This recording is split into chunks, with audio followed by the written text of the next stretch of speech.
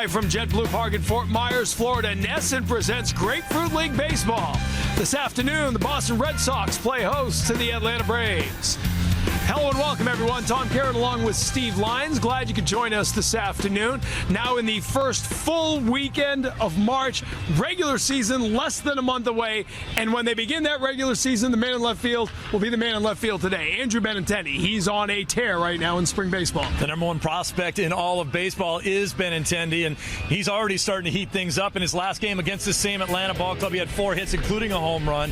He's tied for the team lead in home runs with 2 now. But you know what I like best about him is the way he's integrating himself into this ball club. He's got friends in every walk of life on this team. Last night I saw him hanging with Rick Porcello. You rarely see everyday players hanging with pitchers. He's got a lot of friends in that outfield, but he's messing around with a bunch of guys on this team, and he showed up as a guy who doesn't think he knows everything. He keeps his mouth shut and does his job, and his teammates love him. One of those killer bees. He'll be in the outfield all year long, of course, with Bradley and Betts. 6 for 7 with 2 homers over the last 2 games as the Red Sox get set to take on the Atlanta Braves here in Southwest Florida. A windy day here at the ballpark. I know nobody up north wants to hear about a wind chill, but the wind could factor into the game. First pitch from Florida coming up. Stay with us. It's truck.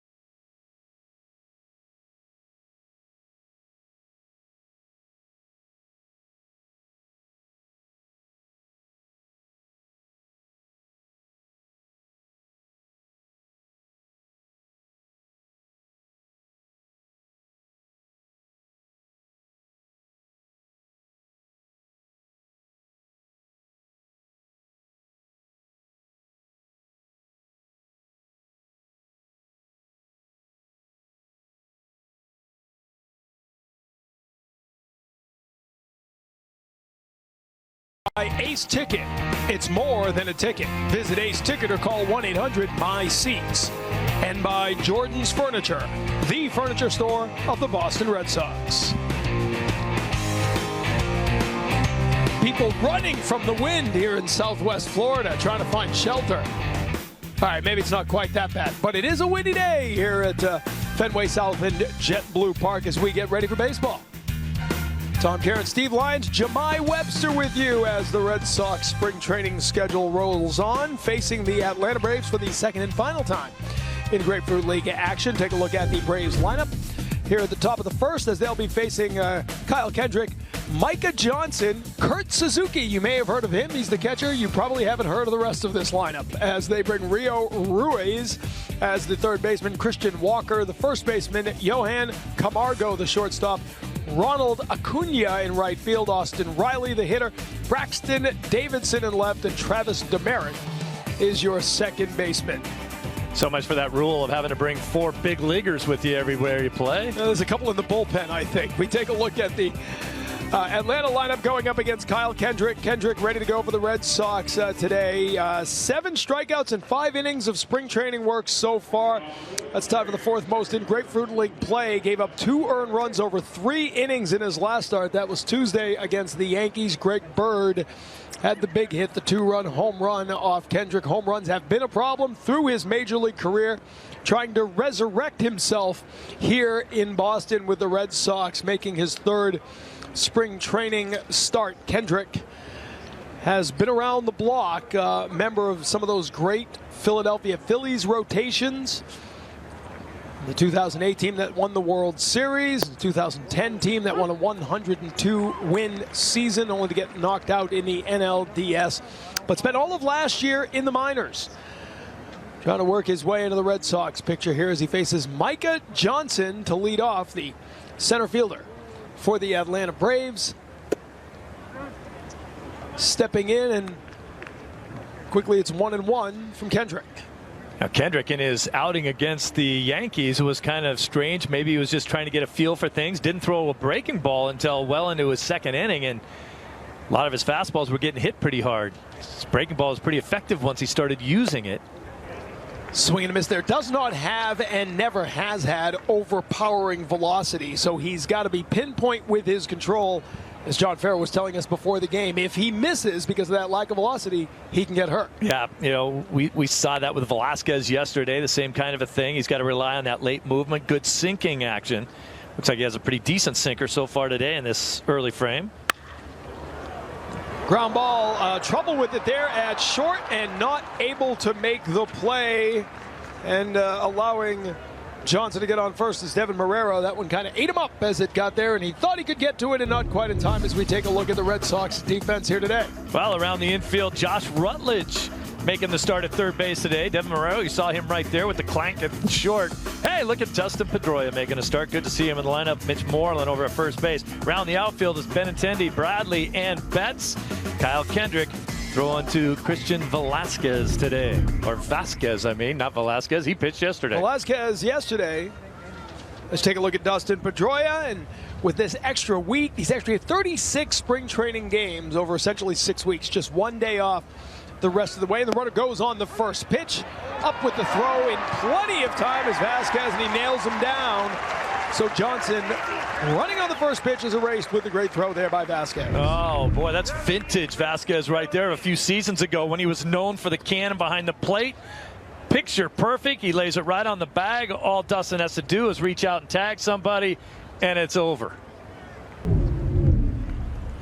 And Vasquez continuing to show that arm strength, now a full year under his belt since the recovery from Tommy John surgery. That arm, one of the best in baseball before the injury. Hot shot here to third, handled by Rutledge across the diamond for the second out of the inning. Nice play there by the third baseman, Josh Rutledge. Yeah, that's the thing. When you are playing in the infield, especially at third base behind a guy who doesn't throw hard, you're going to look at a lot of bullets getting hit down at you down there, and you put your shin guards on and you go ahead and play third base.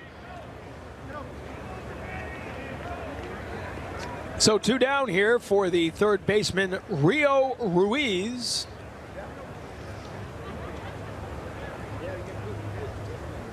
As Kendrick is giving up the hit, but gotten 2 outs. First pitch swinging here, and no problem there for Benintendi. And so, despite the hit there to start the inning, the runner getting on, it is still 3 up, 3 down, and fans liking what they've seen so far here at JetBlue.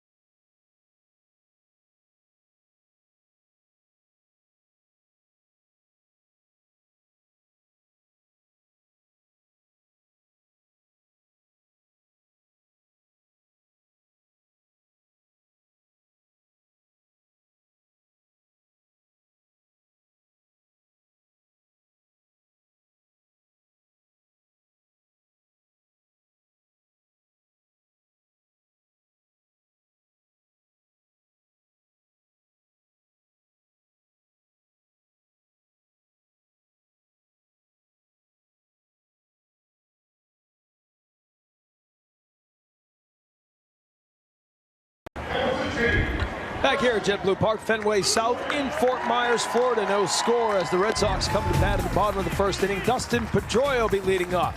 Playing second base today, Andrew Benintendi, the left fielder. Mookie Betts, Hanley Ramirez, Mitch Moreland at first. Jackie Bradley Jr., the center fielder. Josh Rutledge is the third baseman. Christian Vasquez behind the plate, and Devin Marrero is your shortstop today. They'll be going in against Mike Foltynewicz, the 25-year-old right-hander.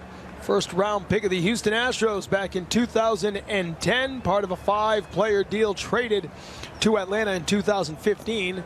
The deal essentially known as the Evan Gattis deal as he went over to Houston. That lineup brought to you by your New England Chevy dealers. And he is of a bumper crop of pitching prospects in the Brave organization. He's at the front of the pack. He's the one who's Major League ready as the inside track at the number 5 spot in the rotation. Hard throwing righty, throws, well, he can hit 100 miles an hour on the gun. Can he command it? That is the question. Control has been the issue over his minor league career. Overhand curveball to go along with that fastball. And Dustin Pedroia fights that off and gets the first hit of the game for the Red Sox. Opposite field for Pedroia, the leadoff single off Foltynewicz. Let's go defensively now for the Atlanta Braves. See if you know any of these guys. Ruiz at third, Camargo at shortstop, Demerit at second base, Christian Walker plays first, Braxton Davidson in left field, Micah Johnson in center, and Acuna Matata over there at right field. I like that guy. Foltynewicz is your pitcher with Kurt Suzuki. As you said, we've heard of him. He's catching today. It's a big league battery, and then there's some other guys standing around out there in the field as well. Few prospects here. Some of the younger prospects for the Braves are in this game today. A couple of 19-year-old kids. Talk more about those guys when they get a chance to hit. And right now, you take a look at Andrew Benintendi settling in nicely to that number 2 spot in the lineup. We've talked about that throughout spring training. Benintendi, as you said, Friday up in Orlando against Atlanta. 4 for 4 with 3 extra base hits. Now 6 for 7 with a couple of homers over the last 2 games. And he's quickly ahead 3-0. Just because the Red Sox have a man on base doesn't mean it'll be a big rally. Foltynewicz reminded of that Tuesday in his last start. He faced the minimum 3 batters in the first inning and didn't retire one of them, and yet faced only 3 batters in the inning. Gave up 2 hits and a walk. He picked off the first guy after a base hit, and then after 2 on, a base hit and a walk that followed, he picked off the guy at second base. The run down ensued, and they threw it over to first and got that guy out too. Some good base running. He didn't get a batter out, and yet he faced the minimum number of batters in the inning as Benintendi fouls that one back. It's a good thing he had some friends in the infield. Is that an effect in spring training? Got to go buy them dinner after that because they bailed you out? I hope so. I mean, he is obviously one of their top prospects is in the pitching, and he got a bunch of starts for them last year. But in 123 innings, he gave up 18 homers, 4 of them in one game to the Phillies. Pedroia goes on the 3-2. Benintendi to the opposite field. He will send that one to the wall. Pedroia, who was running on the pitch, slides in head first at third, and it's a double for Andrew Benintendi.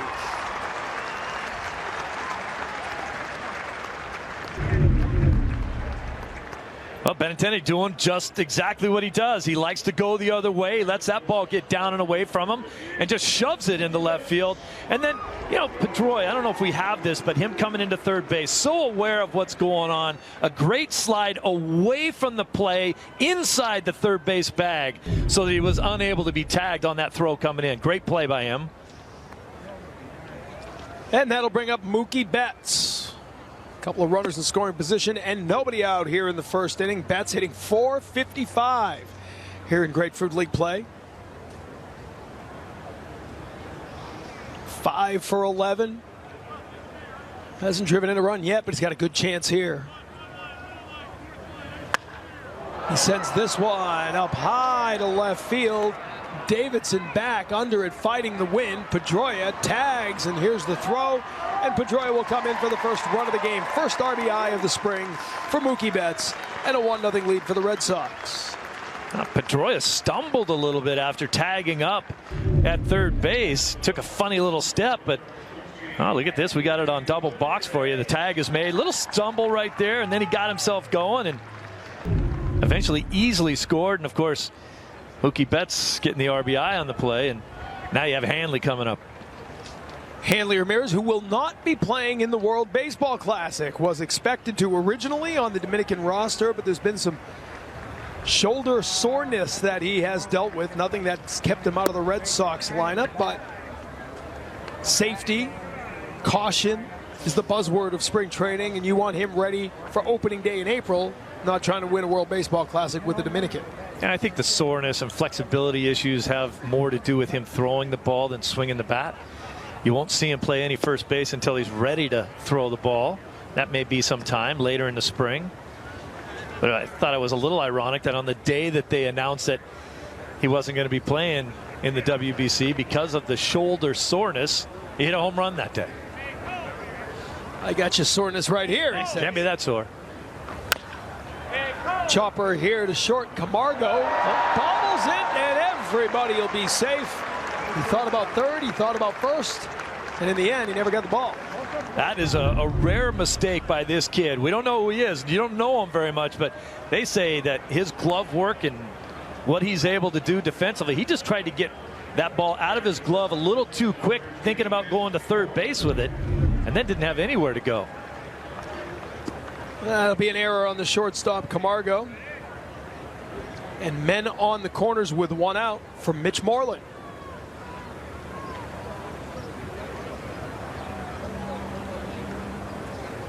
I know you're a big guy about advanced stats, Steve. I know you love the analytics. I do. As Moreland takes a called strike there. You know what a head percentage is, I'm sure. It's the percentage of pitches you throw while ahead in the count. Makes sense, right? It's a simple one. And a good one, right? If you're a pitcher, you want to be dealing ahead in the count as much as possible. Last year, Mike Fultonevich, fourth best ahead percentage in all of Major League Baseball. Fourth behind Kershaw, Scherzer, and Porcello. The two Cy Young Award winners and probably the best pitcher in baseball. There you go. But I love to be ahead, but tell me what you do after that. Well, as you said, he's given up a home run. 18 homers. Went ahead in the count. 13 wild pitches to go along with those 18 homers. So he's still trying to reel it in a little bit. 25 years old is Moreland. Grounder to short. Taking it over to second and then finishing the double play on his own is Camargo. So the Braves get out of it just giving up the one run. Couple of hits for the Sox and a 1-0 lead after one here in Fort Myers.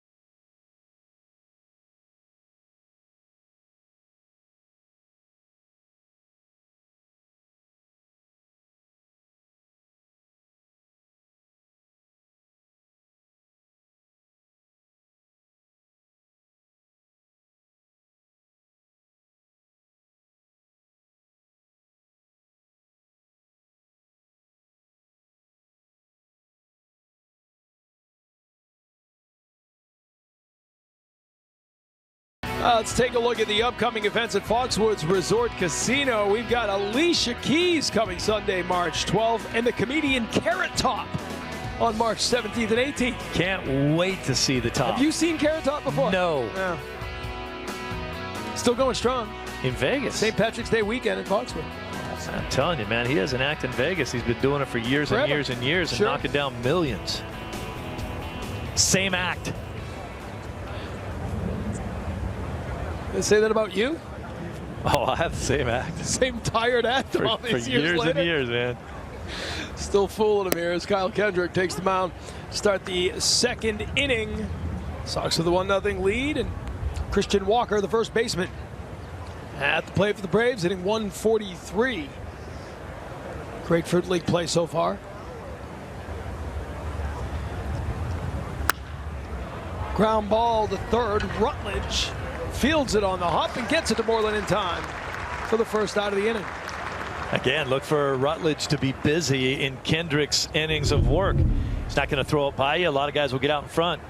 Walker kind of came around that ball, but Rutledge, excellent job of catching it off to the side, setting your feet, letting it go. Easy out. So Kendrick's faced the minimum 4 batters here with 1 out in the second inning. And Camargo stepping up to the plate. Johan Camargo, the shortstop, switch hitting shortstop. Hitting 214. He's got a homer in Grapefruit League play so far.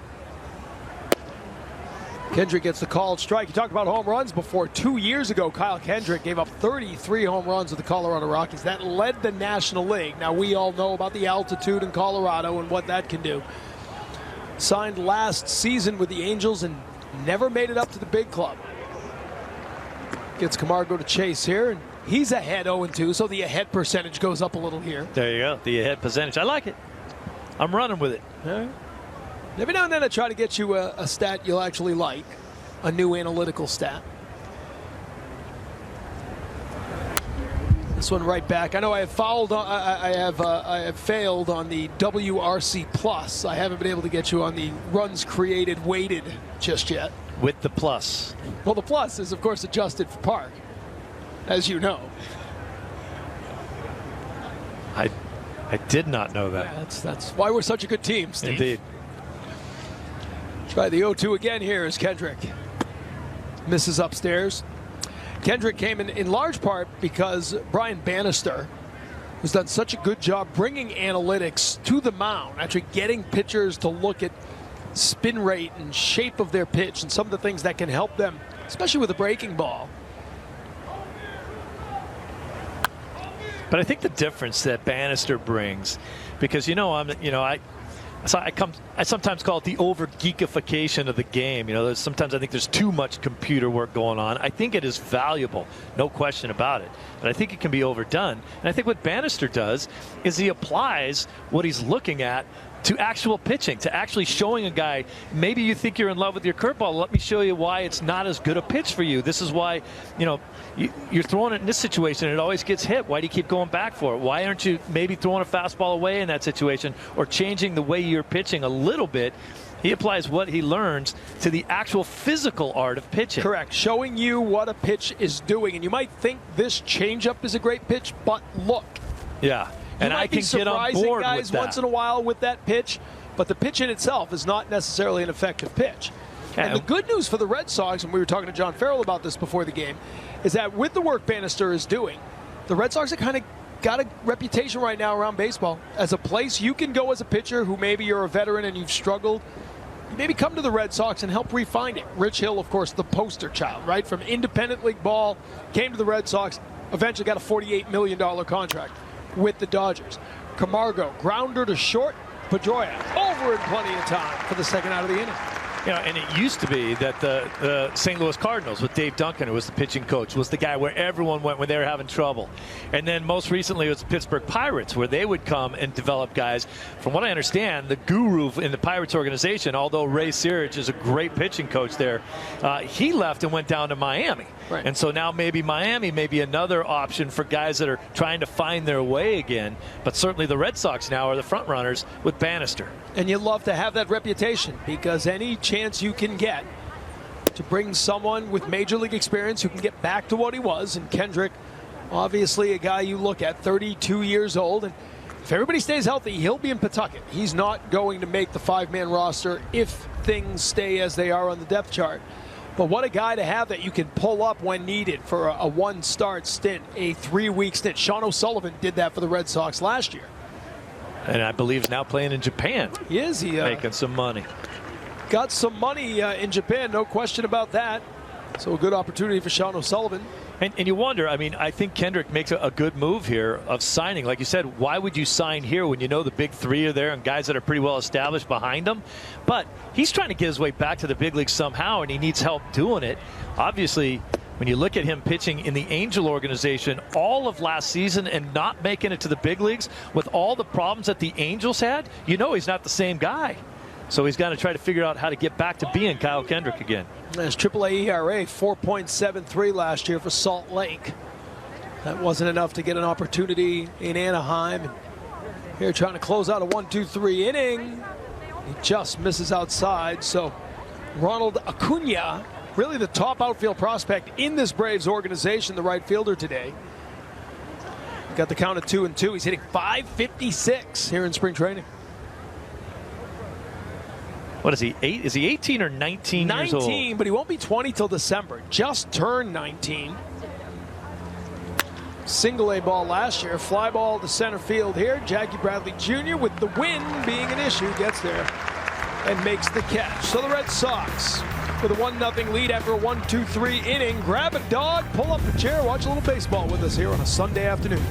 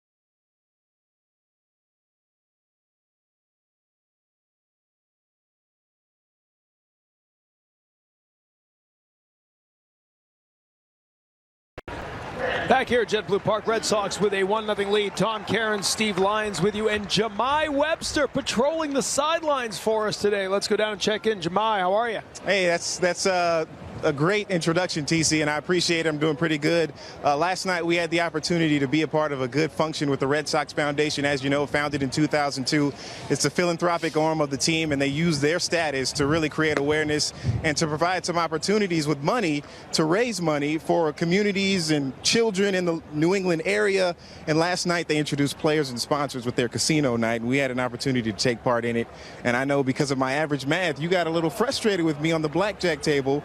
But I'd say if I had to describe my game in the words of Jackie Bradley Jr., I had more peaks than valleys. Back up to you guys. Jemai, we did spend a little time on the blackjack table last night. Where were you, Steve? I saw you working the crowd. I was working the crowd, but I'll tell you, what were you doing? Did you play anything? Was he hitting 18s or what?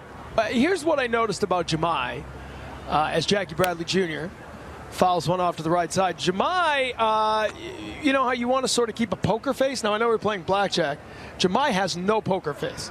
Like, Jemai will jump out of the chair if he wins. He will pound the table in disgust if he loses. And I'm sitting there the whole time thinking, imagine if this were for money. Oh, yeah. I mean, this is just for fun. It's a good thing that it was for fun and there was no money involved, because if it were for money, I would have been out when I was up 4,000.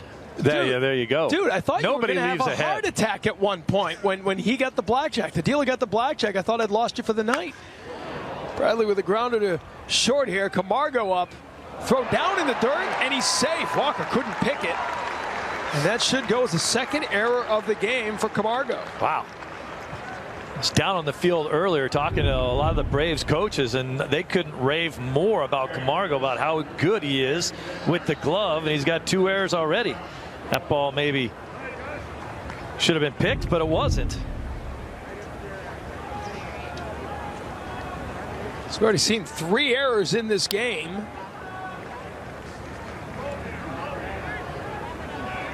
All by shortstops. Marrero, one for the Red Sox, 2 here for Camargo.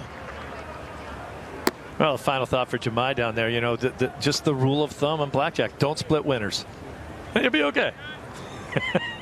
I'm telling you, at one point we had a nice couple that were on the table with us. We were having a very nice time. So, and all of a sudden he threw the 2 hands up in the air and just about tipped over backwards in the chair.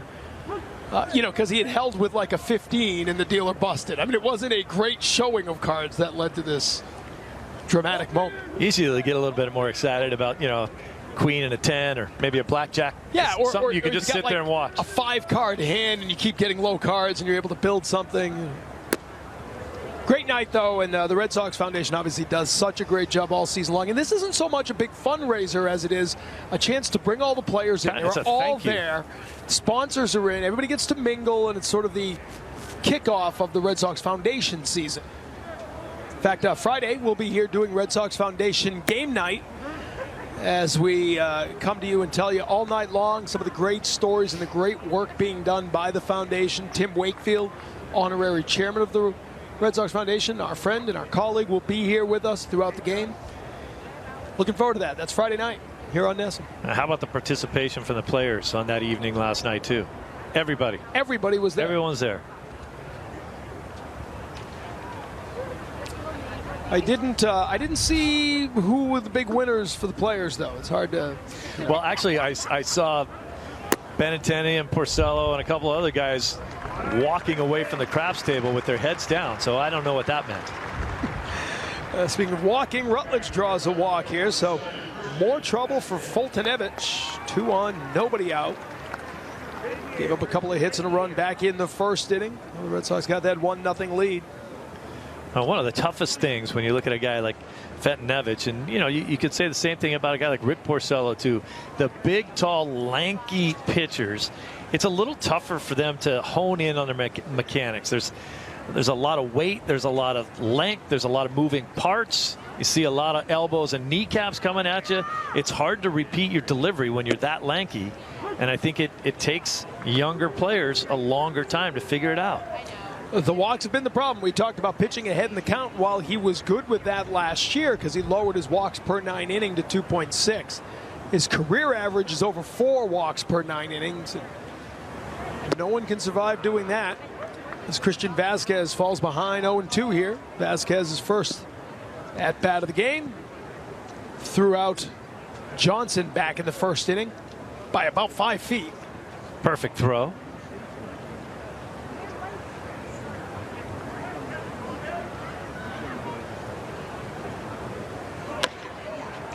Slow chopper to short. Camargo up with it, only play to first base, so 1 down, but the runners advance.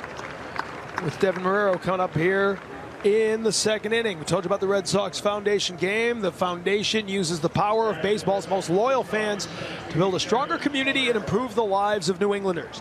This Friday, watch the Red Sox take on the Orioles and hear some amazing stories as we will showcase the incredible work of the Red Sox Foundation. For more information or to learn how you can make a difference, visit redsox.com/game night and make a pledge today. Red Sox Foundation Game Night on NESN. Brought to you by Biogen Foundation, igniting a passion for science. Sox trying to ignite a rally here in the second inning. The second straight inning, they've got men on second and third. Devin Marrero with 1 down, trying to bring him home. Marrero off to a good start here this spring, hitting .400. Grapefruit League play. Fouls that one into the seats on the right side. He got robbed in yesterday's ball game. Hit a bullet right up the middle. Glanced off the pitcher's glove. It would have sailed into center field easily for a hit. It bounced right to the shortstop, and they picked it up and threw him out. Nice play there. Happy about it, that's for sure. That was Jemai at the blackjack table last night. Standing, high-fiving people walking by. Yeah, by staying on a 15.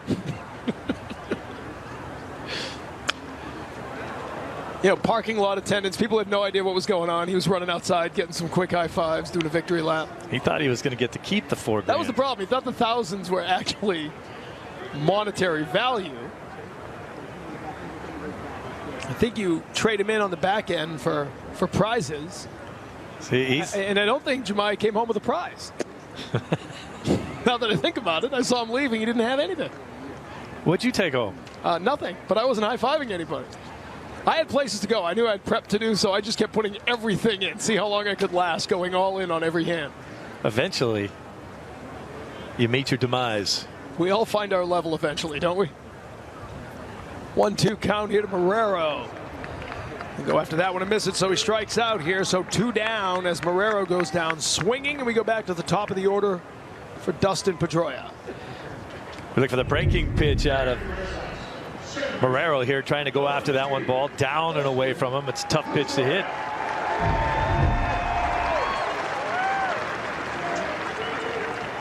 Pedroia got an opposite field single in his first at-bat, scored the game's only run.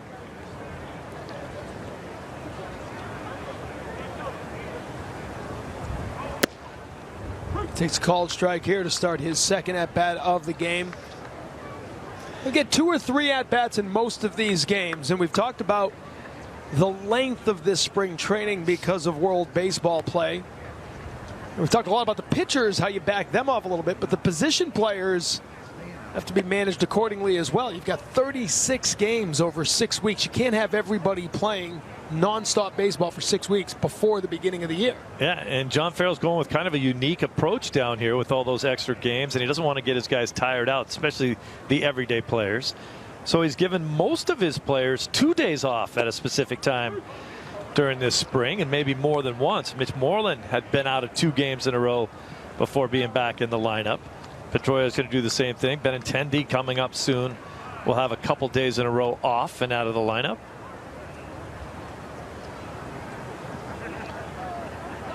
Fultonevich ahead 1-2 here, 2 down, 2 on, and Pedroia grounder to Demerit at second base. So Fultonevich gets out of the jam. No runs, no hits, couple of runners left on. Long way from the dog days of August. We got a lot of baseball still to go here in Fort Myers.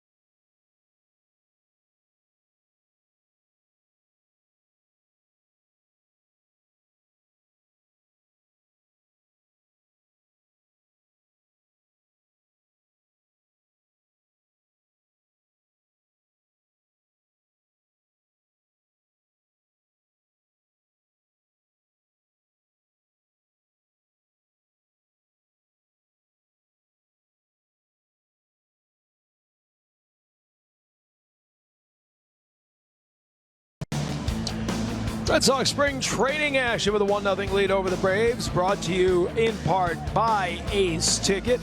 Ace Ticket is Boston's trusted source for Red Sox, Bruins, and Celtics tickets. Visit Ace Ticket or call 1-800-MY-SEATS to treat someone special to a game now. 1-0 Red Sox leading after 2 innings here at JetBlue Park. Kyle Kendrick back out for the 3rd inning. He's faced the minimum 6 batters so far. Riley, Davidson, Demerit due up here in the 3rd. Austin Riley, his 2nd spring training game, as the designated hitter today, has a couple of hits and just a couple of at-bats. Another kid that's one of their top prospects, just 19 years old. He's a monster guy, with a guy who loves to air it out. This guy swings hard and aggressive. 0-1 pitch from Kendrick. 1-1 the count. Talking to the third base coach, Ron Washington, former manager in the big leagues with Texas and Oakland, hoping to get back into the dugout as a manager again sometime soon. He said, man, we got a lot of old guys on this team. He says, I want to see some of these younger players getting some opportunities in spring training. So they started bringing a lot of these non-roster young players and giving them a chance to play. Riley's one of them. Acuna's the other. Guys that are just 19 years old. And he said, no fear on these guys. They come up and they have no reason to be afraid of anything. They just go hacking. Just playing ball, man. It's all good. Marco Hernandez now at second base. Dustin Pedroia. As we said, a couple of at-bats. And Kendrick walks Riley here to lead off the third inning. So, second base runner of the game for Atlanta, with Braxton Davidson coming up. Left-handed hitting left fielder against Kendrick.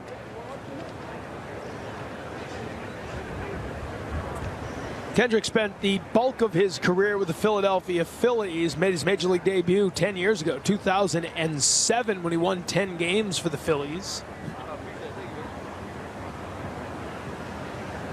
And that 1 year in Colorado, he signed with the Rockies as a free agent. That's called strike here. Was a victim of one of the great spring training pranks of all time in Philadelphia. Brett Myers, the pitcher, was the culprit, orchestrated it, and virtually everybody was in on it. They told Kendrick he had been traded to Japan. And who was the GM at the time? The GM was Pat Gillick. And 10 minutes before it all went down, Pat Gillick turned to his assistant GM, Ruben Amaro, who is now a Red Sox base coach, and said, hey, you do this. I got to get on a conference call. And if you look it up on YouTube, you'll find it. And it is one of the great pranks of all time. That one's fouled off. They told him he had been traded to Japan for Kobayashi, who, of course, is the great hot dog eating competitor, not a baseball player. Charlie Manuel, his old southern drawl. I hate to do this to you, kid. You've done a lot for the organization, but it's too good a deal for us to pass up. Ruben Amaro, the assistant GM, actually had to face reporters and break the news in the clubhouse. And that's when, you know, if you watch it knowing how a baseball clubhouse works, you find about 10 holes in the entire thing. Throw back to first base. Oh, just getting back there is Riley. You'd never have a GM or assistant GM telling the reporters about the trade, and he did so with Kendrick standing right behind him, sort of looking down at his shoes as Amaro talks about Kobayashi and how much he's going to help the organization. And then finally at the end, Brett Myers comes over, puts a hand on his shoulder and yells out, "You've been punked." And the teammates, the reporters, the whole place erupts in laughter. And give Kendrick a lot of credit for handling it so well. And he induces the ground ball here to Hernandez, over to short and across in time. So a 4-6-3 double play. When you're the guy getting told of the bad news, you're not seeing the holes in the story. You know, number one, you cannot be traded to Japan. I don't think anyone would trade you for Kobayashi Let alone either. for a hot dog eating champ. And all you're hearing is that your life is turning upside down. And there's one great moment where Kendrick looks at the reporters as he's getting stuff in his locker and says, "Do they have good food over there?" And somebody says, "Yeah, Japanese food." You gotta watch this poor guy try to figure it out. But he wound up staying on that Philadelphia team. You think about 2010 when they had Roy Halladay and Cole Hamels and Cliff Lee. That was a team that won 102 games. And he was on the back end of the rotation there. Ruben Amaro put together that team. This one sliced, fouled on the right field line. The number 9 hitter, Demerit. Travis Demerit up for the first time. But, you know, and certainly some similarities between that rotation for the Phillies by the end of 2010 when they had that big three going into the playoffs. They got beaten in a great National League Division Series, if you remember. Yep. In 5 games. But they had that kind of talent, much like the big three they've put together here in Boston.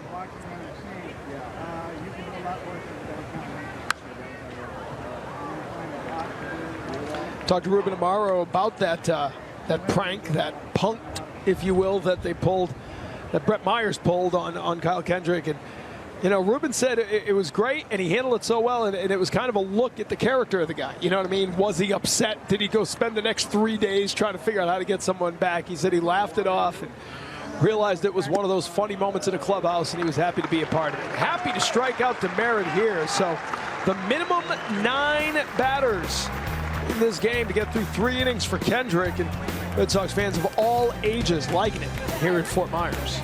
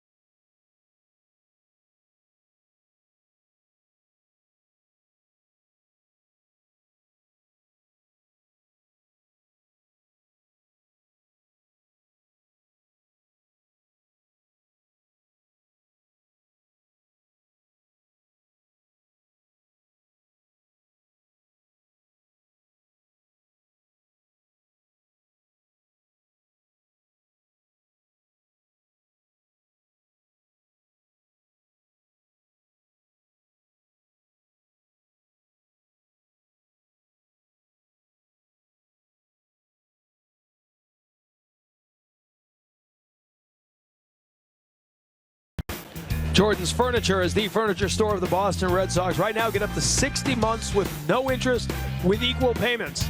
Furnish one room of your entire home. Best of all, you'll get to enjoy it now. Visit Jordans.com for details.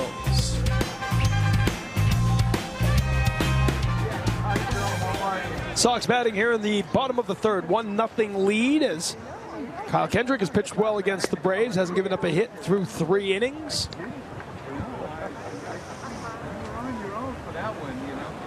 Fultonevich back for his 3rd inning of work. Red Sox scored a run back in the 1st inning. A couple of hits to lead off the game. Pedroia with a single, Benintendi with a double.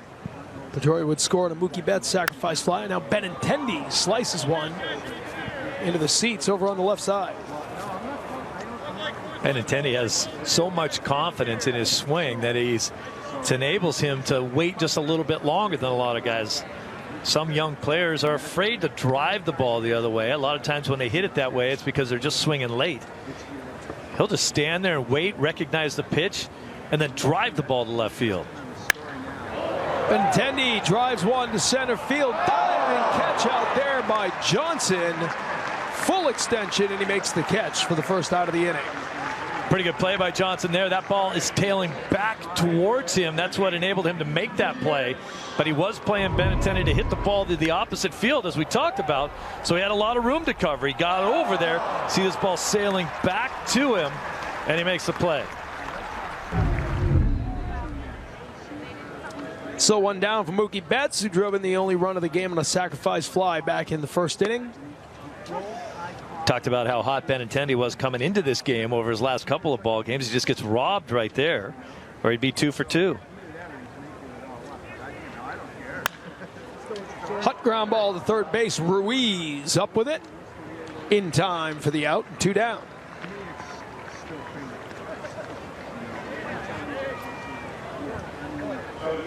Pretty nice play there by the 3rd baseman, Rio Ruiz. And Hanley Ramirez will step to the plate. I told you before, he a little disappointed that he didn't get to play in the World Baseball Classic. Play begins next week. Xander Bogaerts already gone as Hanley swings at that offering. You know, we've been talking to so many people about the WBC and whether they think what the worth of it is. And I just really feel like for some of the other countries, it's a much more important No deal. question. No I don't think the U.S. cares at all about it. But I think Hanley, being one of the stars of the Dominican Republic, probably takes a little heat when he says, you know, my shoulder's still hurting, so I don't think I'm going to play in this. You know, the country is probably saying, whoa, wait a minute. You know, we need your help. And so there's a lot more consideration and a lot more thought that goes into your decisions when you're playing for the Dominican or Venezuela or Japan. Or the Netherlands for Xander Bogaerts. And Fernando Abad, if you missed it, the news came down yesterday, kind of a last-minute thing. He will leave and pitch for his country. Is that Venezuela, Abad? I believe he is Venezuela. Should know that. But I don't.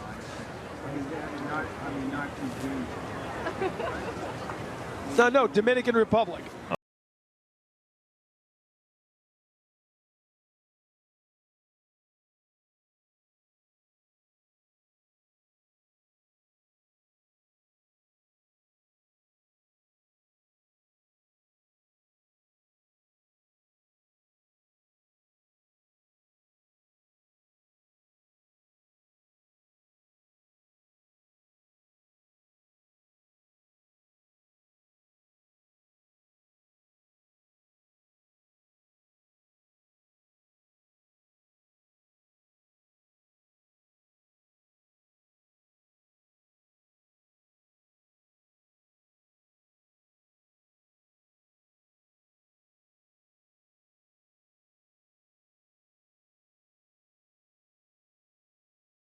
Argo.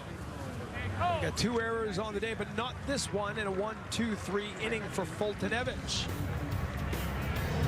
So the Red Sox with a 1-0 lead after 3. The other Green Monster down here in Fort Myers. Lots of fans up.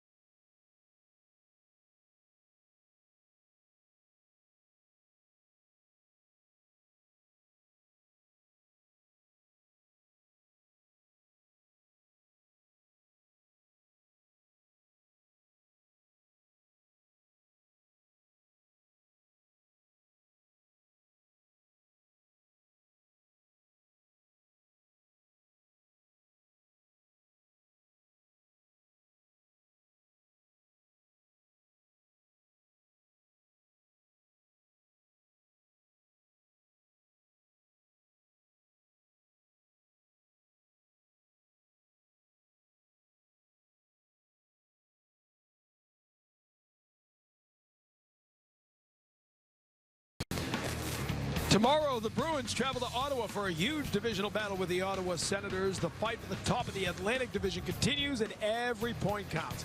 1 hour pregame starts at 6:30 as we get you ready for the drop of the puck. I'm told Adam McQuaid getting 25 stitches for that laceration last night. That's not a laceration. That's a big old cut. Yeah, it's a cut. Backus' skate. Good win yesterday. I'm just surprised that doesn't happen more often. Guys getting cut by the skates. It does happen more often. It's just hockey. They're tough. Yeah. They go back and put a Band-Aid on it, Stitch tape it an up and aspirin go. to it, and get back out there. Killer. You're right, though. Those blade edges flying about.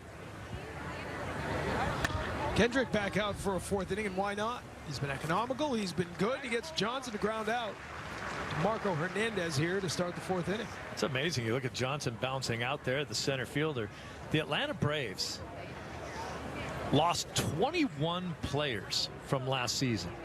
21 guys that are not back for this season. The Red Sox, on the other hand, only have 10 players that didn't come back from last season. Well, it's an interesting time for the Atlanta Braves, right? They moved to Cobb County here this season, the new ballpark, after 20 years at Turner Field. And, you know, as we said, they've been stockpiling primarily pitching prospects. And we know how good the Braves pitching has been over the last 30 years. But they move into this new ballpark, and all those prospects aren't ready. So they go out and sign the 2 oldest pitchers available on free agency. They signed R.A. Dickey and Bartolo Colon. You got 80-something years of human being in those 2 signings. Yeah, Jaime Garcia, another older guy. They trade for him, so they trade away some of the prospects to get Jaime Garcia. And they've kind of built a rotation that they think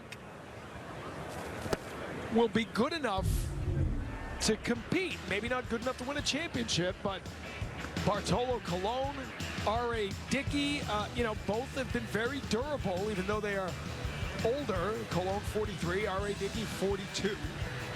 Colon has thrown 195 innings every year since turning 40. Yeah, that's why I'm wondering is why, if you're the New York Mets, do you not re-sign Colon? He's done nothing but be good for you and consistent. Oh, diving stop here from Marrero in time. Nice play for the Red Sox shortstop in the 2nd out. Marrero hitting over 400 this spring training, but always has been known as a great defensive player, and he shows why right there. Times the leap, gets back up, and is able to make the play. It's pretty. So 2 down, and Ruiz still looking for the first hit of the game for the Braves. I mean, and you look at the rest of the guys that are on this Braves team too. They better get some prospects up, and they're the oldest team in baseball, it seems like. They signed Phillips. Markakis is still over there. Matt Kemp. They only have 3 outfielders on the 40-man roster. So I'm going to guess that outfield depth at the major league level is not what they would like it to be. So you got to think that they're going to have some guys making this team that are not even on the roster right now, because they only invited 3 non-roster outfielders. This one back up here. By the way, Bartolo Colon, I just want to get this in because it's my favorite trivia answer in Major League Baseball. He is the only active Major League player or pitcher to have played for the Montreal Expos. The only one left. The end of an era when Colon retires. If Colon ever retires. Think about Colon's been 20 years. Colon started 1997, which was the first year of Turner Field. So Bartolo Colon outlasted the entire Turner Field era. He outlasted a stadium. That's how long Colon's been around. Colon began on the day that Acuna was born.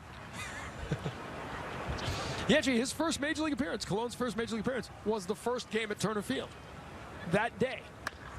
And Turner Field has been shuttered, and he's still going. Oh, hang on. Moreland has to flip it over last minute, and he does. So, 4 innings. We haven't seen a Brave get on base via a hit, and the Red Sox have a 1-0 lead. For 15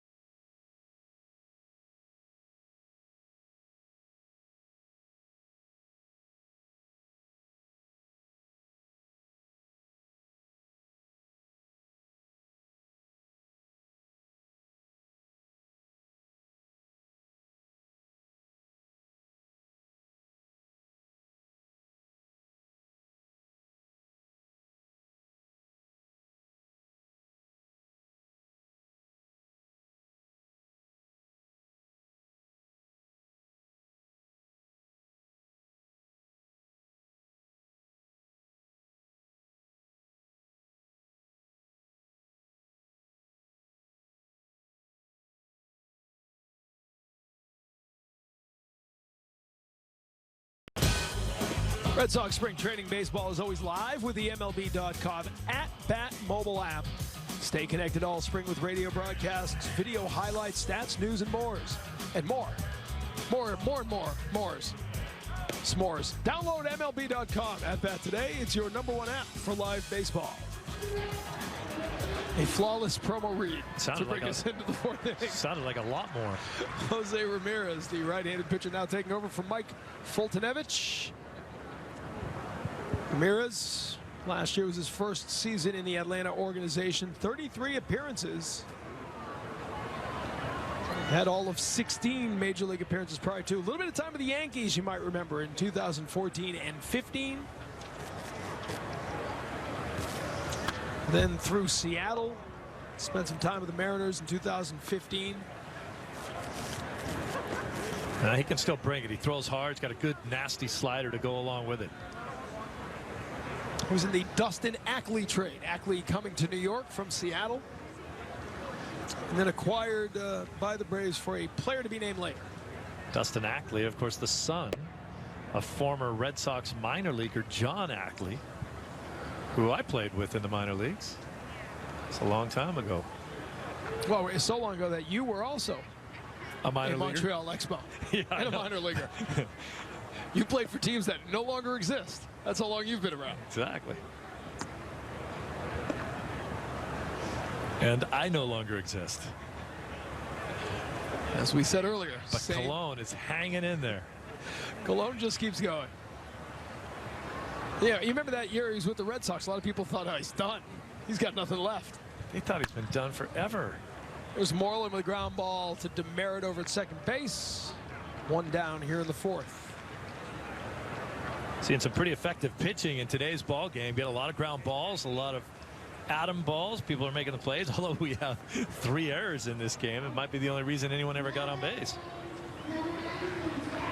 Ramirez, Ramirez was sent back down to AAA in mid-April last year. Came back up at the end of July and was very good for the Braves after that. A 2.05 ERA in his last 31 appearances. Just 1 run in 4 of those 31 games.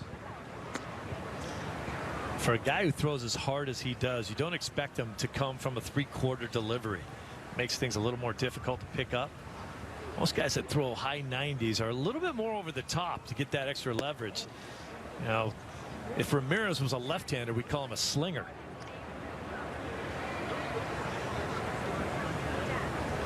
Three-quarter arm slot, gets extra action on the ball. A little tougher to repeat the delivery. 27-year-old righty. It's called strike there. Jackie Bradley Jr. Bradley reached via an error to lead off the 2nd inning. Now up here with nobody on and 1 down in the 4th.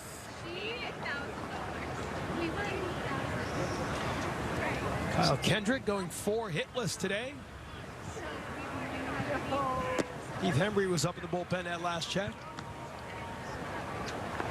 So Jackie with a breakout power season last year with his 26 home runs over his career with the Red Sox. The Sox are 33-5 when he hits one. Fouls this one back up.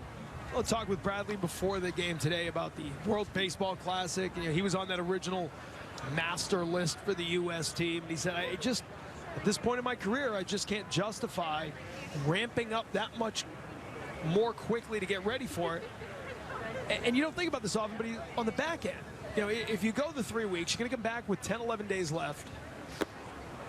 So you're essentially ramping back down. And then within 10 days, you got to have it ramp back up for opening day. It's got to be hard on any player. And not only the back end then, but, you know, well, you go through a 46, 7-day spring training. And then what about when September 20th rolls around and you're a game out of first place and you need to put a little run on and you're gassed?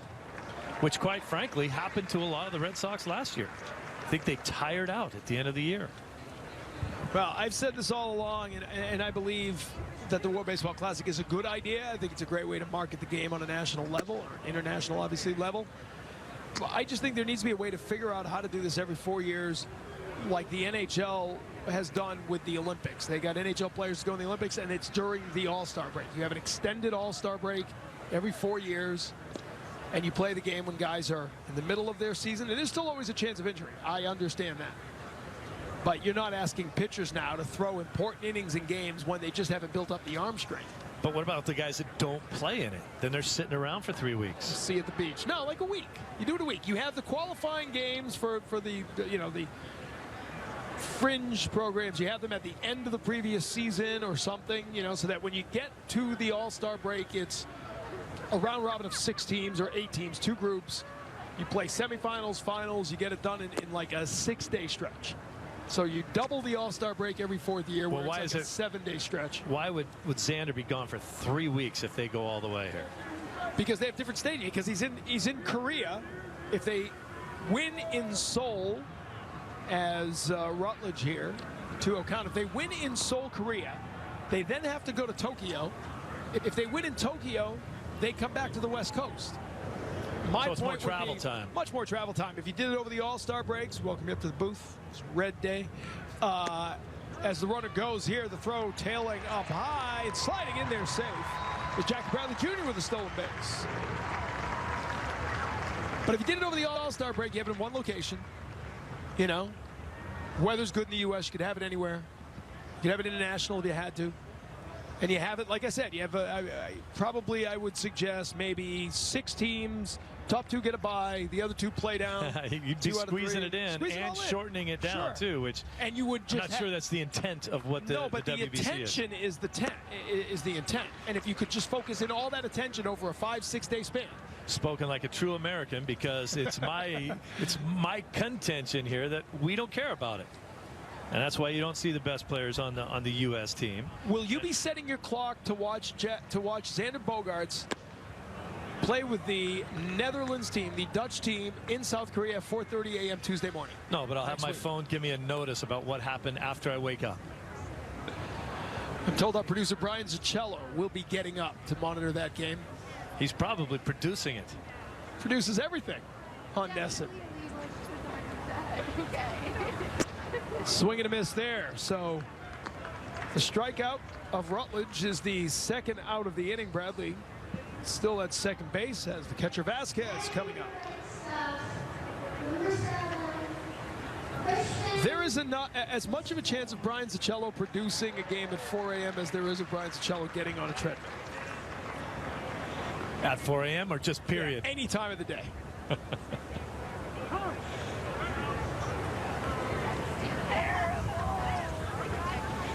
Suddenly I haven't heard anything from our producer over the last couple of pitches. I like Z too much to badmouth him about not getting on a treadmill. Everybody loves Z.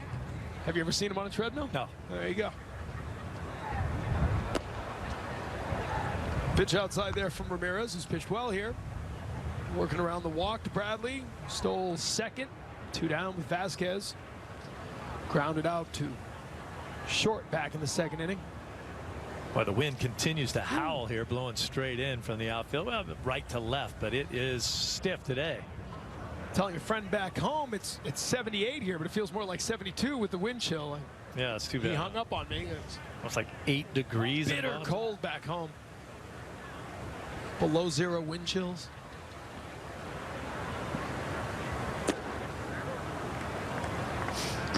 Good eye by Vasquez, spitting on that pitch away from him.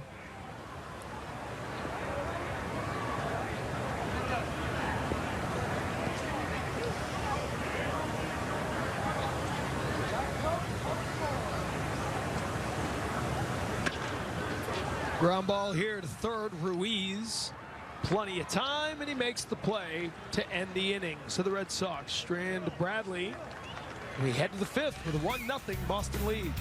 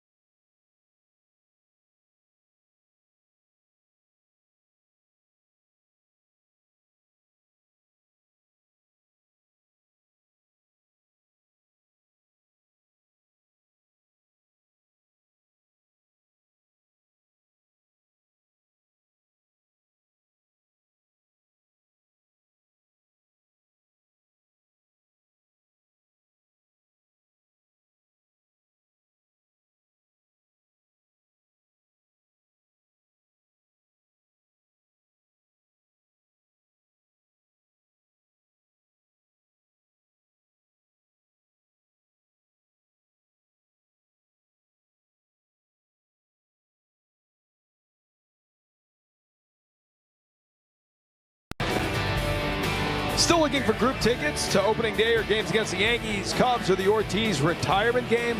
Limited hospitality packages still remain for these and every game. Visit redsox.com/groups for more information. The 1-0 lead here for the Red Sox. They've got some changes going on, including a new pitcher, Heath Hembree, on the mound for the Red Sox. Hembree last season appearing in 38 games, that low ERA, 2.65. He'll come in relief of Kyle Kendrick. 4 strong innings for Kendrick today, Steve. Yeah, he looked good, didn't he? I mean, you talk about being the type of pitcher that he is, you have to hit your spots, and he did that all day. A couple of balls that were hit hard were hit right at somebody, turned them into nice plays. And you can't expect a whole lot more than what he gave you today. 46 pitches to get through 4 innings. Didn't give up a hit or a run. 1 walk, 1 strikeout. Rafael Devers, your new third baseman. So Josh Rutledge done for the day. Rutledge made a couple nice plays down there. Hembree on the mound, and again a good outing for Kyle Kendrick. Kendrick was thrown in the start today after the scary injury to David Price, as you and Dave O'Brien talked about yesterday. All good news out of Indianapolis when he flew out to see the doctors get a second opinion. They said he's got a unique arm. Unique elbow. Unique elbow, heals quickly. The more scientific news was that the strain he had felt was in muscle, not in the tendon. That's an important thing. Bone spurs in there as well, which I'm sure they're going to have to keep an eye on. But he says he feels that pop in his elbow every spring. At some point, kind of a dead arm thing, and he kind of feels the pop, and then he moves on. But this year, when he felt it that night, he felt he couldn't move his elbow. And that wasn't good. But now he says, yesterday he told me he'd gone about 40 hours since treatment and felt great. So yeah, I mean, if you're a major league pitcher and you've got as many innings under your belt as David Price has, you're never going to be 100% healthy. You're always going to have to break through some of the adhesions in there in spring training, and you go through a little pain to get to the point where you can play and your arm gets used to it. Walker getting away from the Hembree offering there.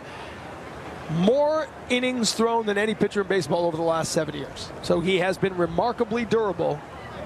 People pointing to his diminished velocity last year, his average fastball a couple miles an hour below what it has normally been. But he said yesterday that had nothing to do with it.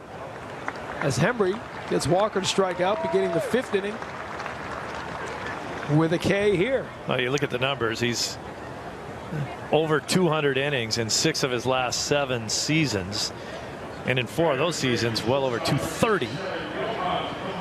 And the only year that he didn't get 200 innings was, I want to say, 2013, when he had a little tricep injury. He went on the DL there, so that's the reason why he didn't get to 200 innings that year. I'm still leery. I mean, of course, when you come up lame a little bit in spring training and they got to shut you down for 10 days, and it's different for me if this had happened in June, where he'd been throwing for a couple months, and then, well, now you have maybe a reason to feel that problem. He had the entire offseason off, had whatever throwing program he had. I'm sure he hadn't been throwing that much, and then as soon as you throw the ball, you're feeling it badly.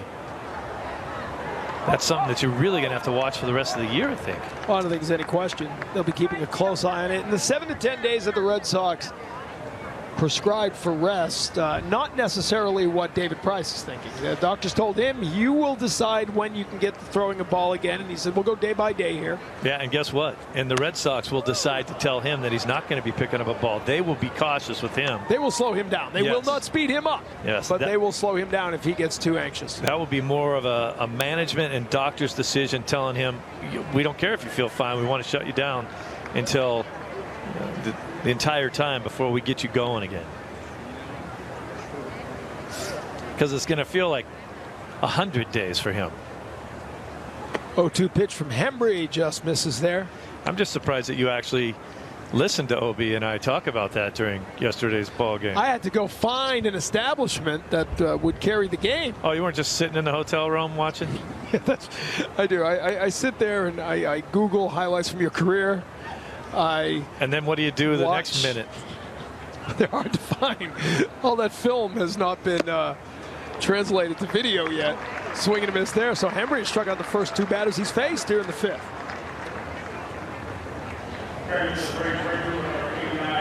Hembree made those adjustments in the second half of the season. Left-handed hitters used to pummel him.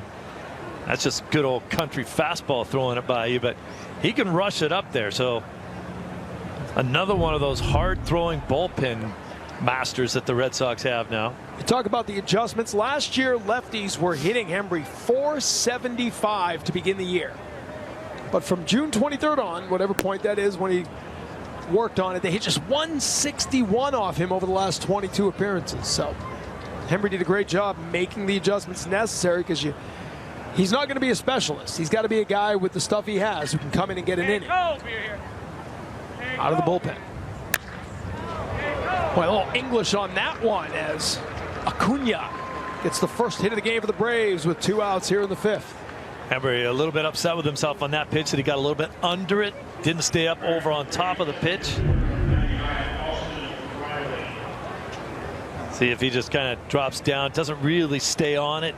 Ball just kind of drops right into the bat head.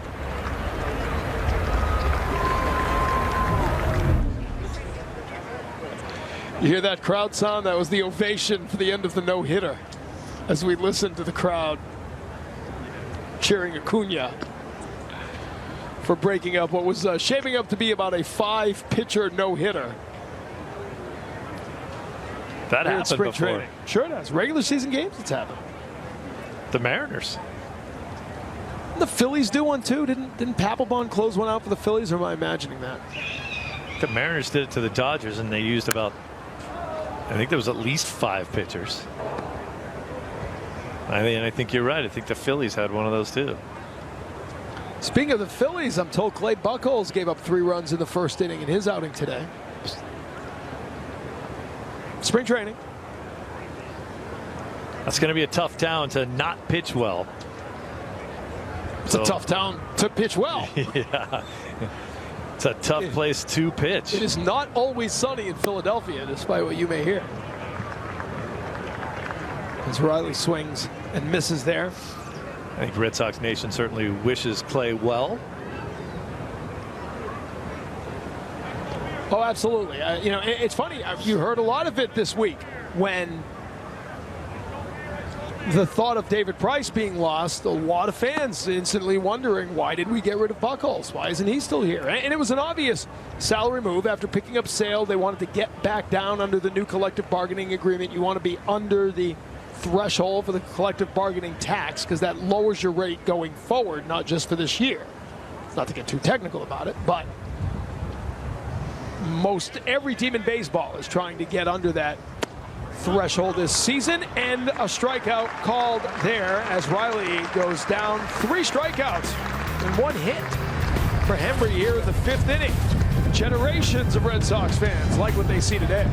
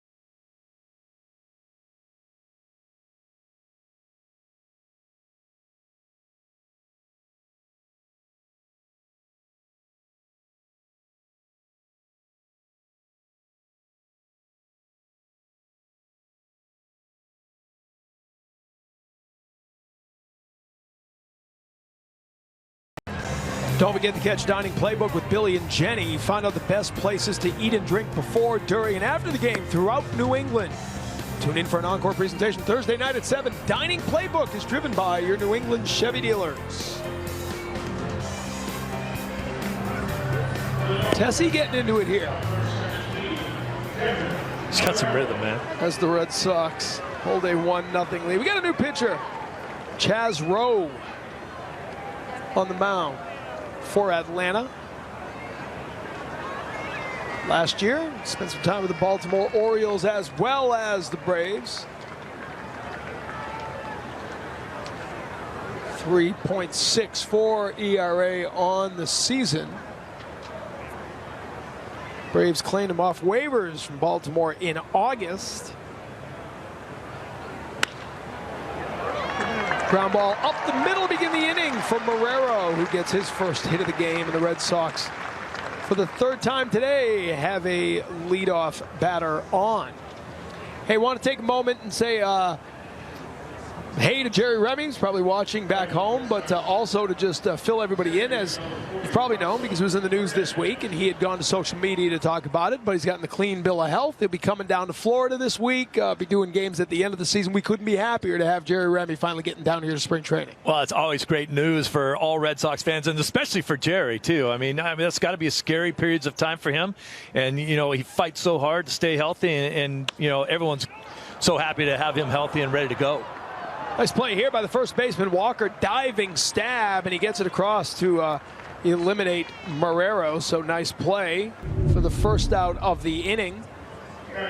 But talking to Jerry this week and talking to people down here this week, let's take another look at that play from Walker. It's just hard to be here at spring training and to be around the ballpark without seeing Jerry. He's an institution. We all know him, and fans all know him for the work he does up at Fenway Park. But, as you know, you've been coming to Major League Baseball spring trainings for a long time, and there are certain broadcasters, certain coaches, certain people you just always expect to be here at spring training to talk to them about baseball. And also, there's a ton of Red Sox fans that come from New England to come down and watch spring training games, but there's also a ton of Red Sox fans that are now transplants down here to Florida. So the only games they're going to see are the spring training games that Jerry's involved in. And he's got a sweet schedule now, though, because he's going to come down to a few games late. Yeah. All the regulars will be playing. It'll be like regular season action, and then jump right into the season. You'll be talking about the time you watched Acuna play against the Red Sox. A good jump there. No worries. By Hernandez, as he is off and running. He'll get himself in scoring position with the stolen base. Well, we talked about a little more emphasis on speed from this entire Red Sox organization. Hernandez taking advantage of it. He's going to run. And we've talked a lot about the guys that are sort of up and down in that middle infield when they go to AAA up to the big leagues. They really like Hernandez more for his bat, but if he can show his legs, gives him an extra advantage as always being that guy that they call up when they need someone. Now a runner in scoring position for Andrew Benintendi.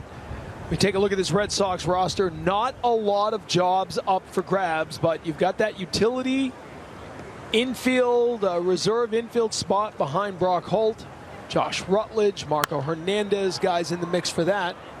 Those are the guys trying to make their mark in spring training.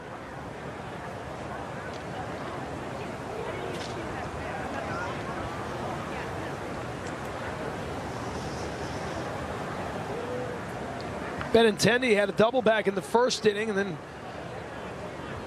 a fly ball that Johnson tracked down. A terrific diving catch by the center fielder Micah Johnson. Benintendi slices this one down the left field line, and it's a fair ball. He'll drop that one in, and that'll bring in a run, and another double for Benintendi, his second of the game, and the Red Sox take a 2-0 lead. A little bit different at bat for Benintendi than what we've seen in his first two. We talked about him going the other way, but this one he just kind of fights off that way. And it's a kind of a nasty pitch down and away. He just goes with it. Doesn't get the great part of the bat on it, but just kind of dunks it down the left field line. But there are tons of hits over there for him.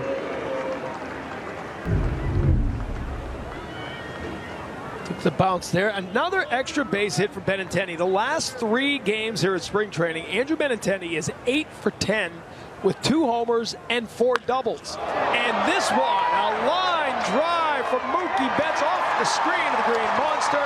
Benintendi in to score back-to-back doubles for the Red Sox and a 3-0 lead here in the 5th. This is going to be an exciting top of the lineup right through the middle of this order. If Benintendi and Betts continue to do what they do, you got Petey up there, but you cannot challenge Mookie Betts on the inner half of the plate with any kind of fastball and think you're going to get away from it. More crowd noise. I love it. Pinch runner here for the Red Sox as Mookie Betts will come out. Bryce Brents will forever get to tell his grandkids that he pinch ran for Mookie Betts. They needed me for my speed. As Hanley Ramirez with 1 down and a man on second. A 3-0 lead now for the Red Sox. Takes a called strike from Rowe. A lot of Braves pitchers have had success against the Red Sox today, but not Rowe. Back-to-back doubles for Benintendi and Betts here in the 5th inning.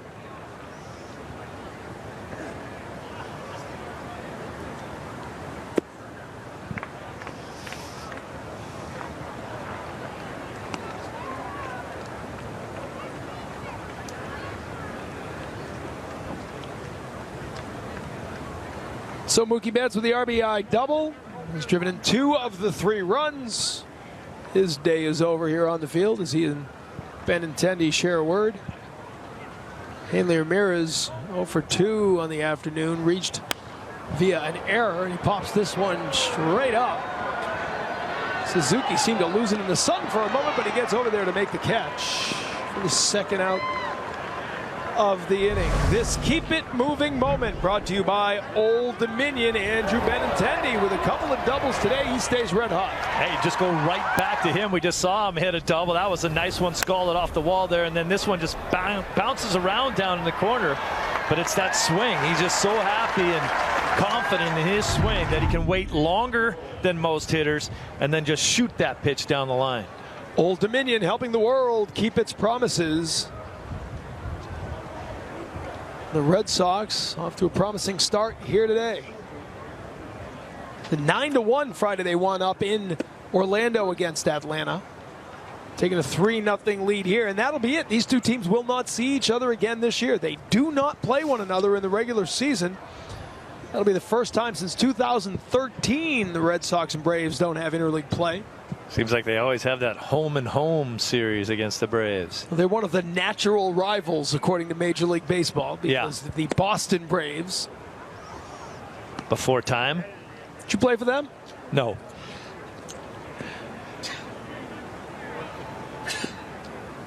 And that was originally, since there was no natural interleague rival, it's kind of flip-flop mostly between Atlanta and Philadelphia. They have been sort of the 2 interleague standards for the Red Sox.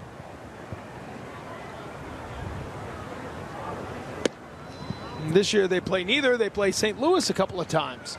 Well, there are regions of the country where there is no natural rival. They have to try to make one up somehow, and they do the best they can, so not a big deal.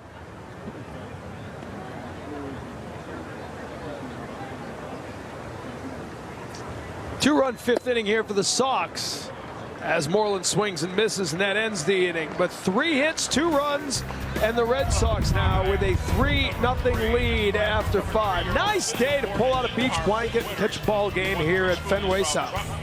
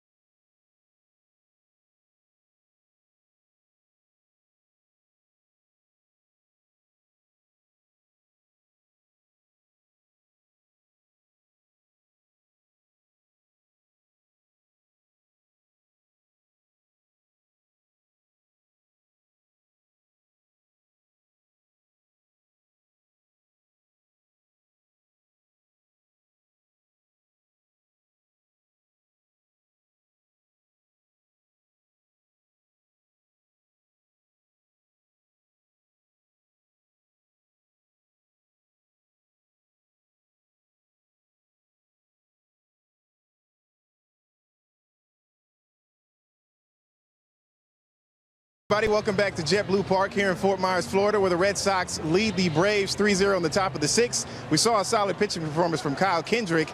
And now, tomorrow, the much-anticipated debut of Chris Sale, the Sox' biggest offseason acquisition. He'll be starting against the Astros up in West Palm Beach, Florida. And the newest ace, he has quite the task in front of him. These were his numbers last year against with the White Sox. 32 starts, a 3.34 ERA, and 226 2/3 innings. And now, March 6th, all eyes will be on his much-anticipated debut. It'll be his first time against live action in a Red Sox uniform. All right, Jemai, thanks very much. Yeah, lots of anticipation about that Chris Sale start. Got some changes in the field for the Red Sox as Robbie Ross Jr. becomes the third pitcher of the afternoon last season. Put up some good stats and caught how many home runs in the bullpen with his cap? Many. 5, 6? At least, yeah. He won the bet. Yeah, he won the bet. The over-under was what, 4, 4.5, something like that? Crushed it early in the season. Headed by the All-Star break. And had an excellent season on the mound, too. Boy, his velocity took a little uptick, man. He's throwing in the mid-90s at times last season. So he'll come in after Heath Hembree put together a nice inning, gave up a hit, but struck out the other 3 batters he faced. So it's with a 3-0 lead. 4 hitless innings for Kyle Kendrick to start the game today. Nice play by Marrero, who gets enough on that throw to retire the batter. So falling away from the first base side, he's able to get enough on that throw to get the out. He did a great job of positioning himself to catch it. Then I think he caught a cleat. Right there, you see his left foot as he's going to throw that ball. The cleat catches in the dirt early. And this is just like when you stub your toe and you trip, but he's still got to make a play at first base. Still shooting him down. That was Sam Travis at first base, by the way, who came in for Mitch Moreland. On the receiving end of that play, Junior Lake is our new left fielder.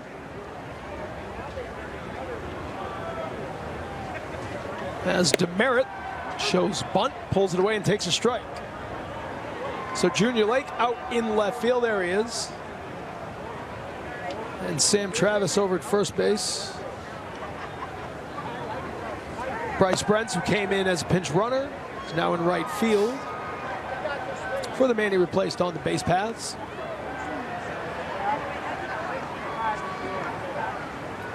Let's talk about Chris Sale making that start tomorrow over on the East Coast, where the Red Sox play the first of 3 consecutive East Coast games.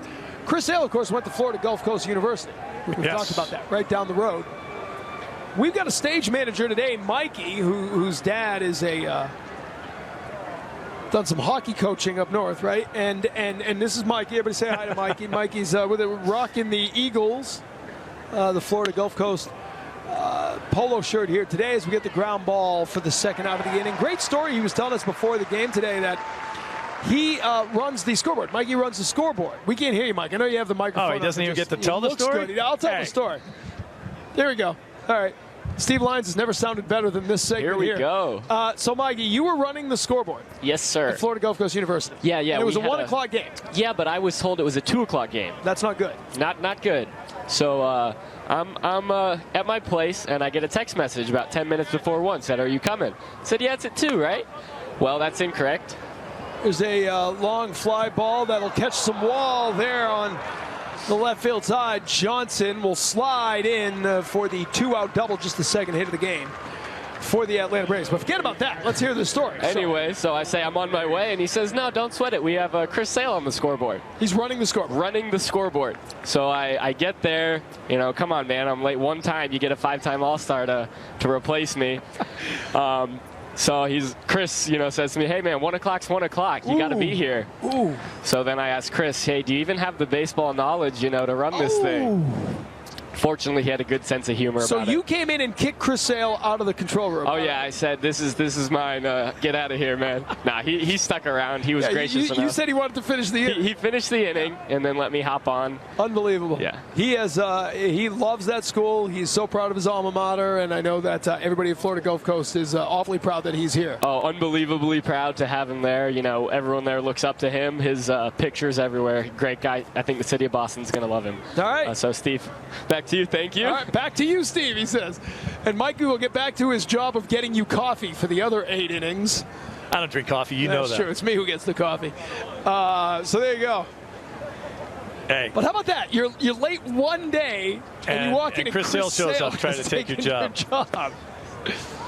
And if you saw the videos of the Red Sox players who went over and were throwing balls full court and half court about a week ago at the game, it was Mikey who shot the video of Chris Sale from half court. Okay, yeah. So he's been all over it. Didn't get the Joe Kelly full court shot. Mikey's phone's going to be blowing up after that TV appearance. He's a senior, by the way. If you want to offer him a job, he says he's more than willing to accept any offers at this point. He has a base hit to left field, and Lake has a little trouble coming up with it. So Johnson will come in and score the first run of the game for the Atlanta Braves. Kurt Suzuki will get the RBI. So back-to-back 2-out hits off Robbie Ross here in the 6th inning, and it's a 3-1 game.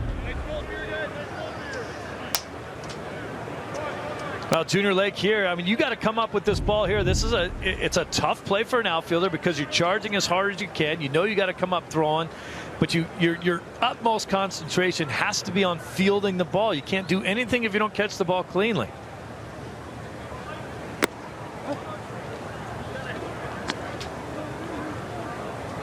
So we've got a new hitter here. This is Walsh batting for Ruiz. That'll be his first at-bat of the game. Normally Mikey would come tell us there's a new hitter, but he's negotiating a job with somebody back in New England after his breakout performance on TV here. Let's see. This is Colin Walsh. Number 88 on your roster.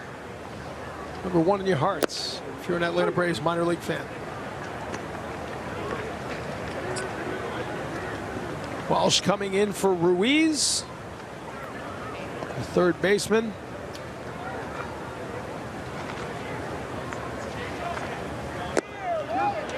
Has to check his swing, but could not pull it back in time. So a 2-2 count now from Robbie Ross.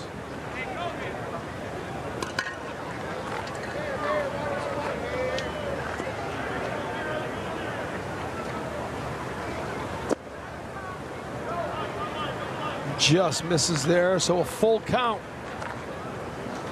to Walsh here with the man on. 2 down and a run in here in the 6th inning for the Braves. Red Sox leading 3-1.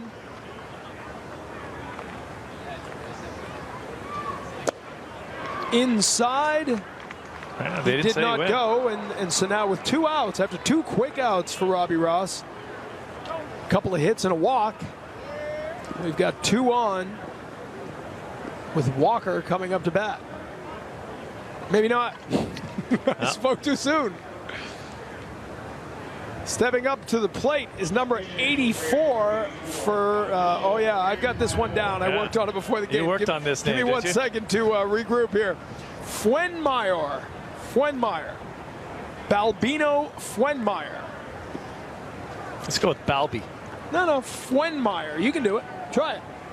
I thought it was Fuenmayor. Yeah, maybe it is.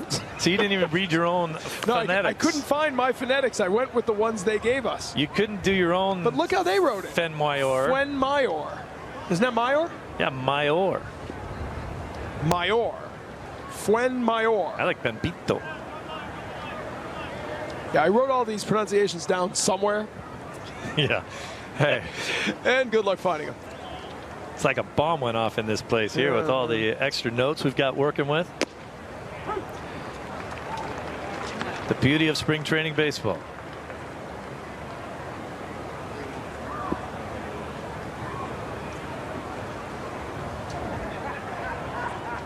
Braves trying to get something going here. 1 run in, 2 on, 2 down against Robbie Ross in the 6th inning.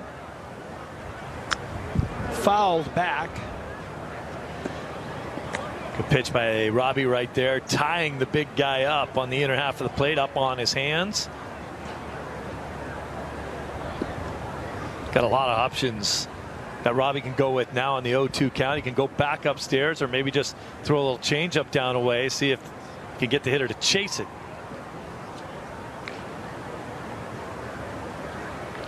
Fwenmeyer played 117 total games over 2 seasons with Omaha. Hit .304 with 8 homers and 57 RBI.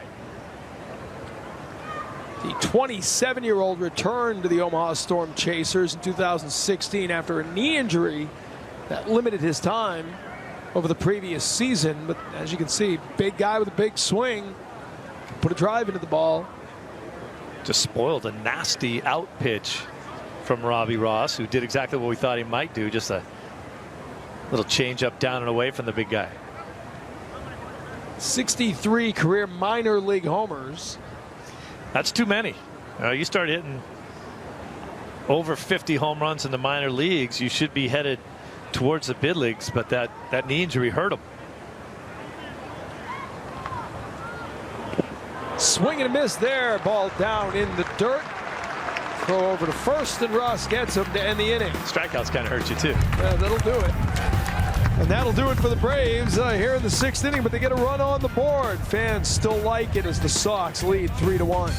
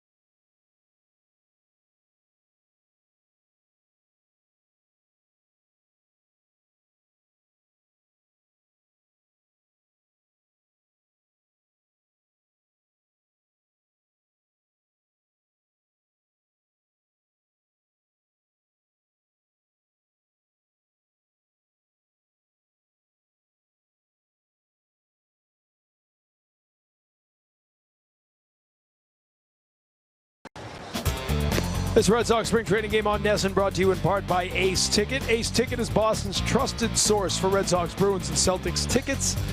Visit Ace Ticket or call 1-800-MY-SEATS to treat someone special to a game now.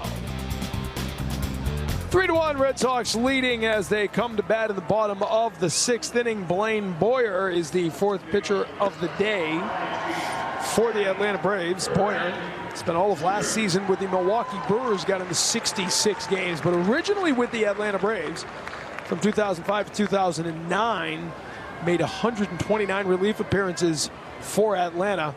And then you talk about a guy who checks the transaction wire first thing every morning. In 2011, he was signed and released by the New York Mets, Pittsburgh Pirates, St. Louis Cards. A year later, the Kansas City Royals, and then the year after that, the Padres and the Twins. That's now he's well traveled in Atlanta. Nice. Having a rough spring so far. His last appearance was against St. Louis. He went 1 inning, gave up 3 hits, 3 runs, 3 earned runs. Walked a guy, didn't strike out anyone.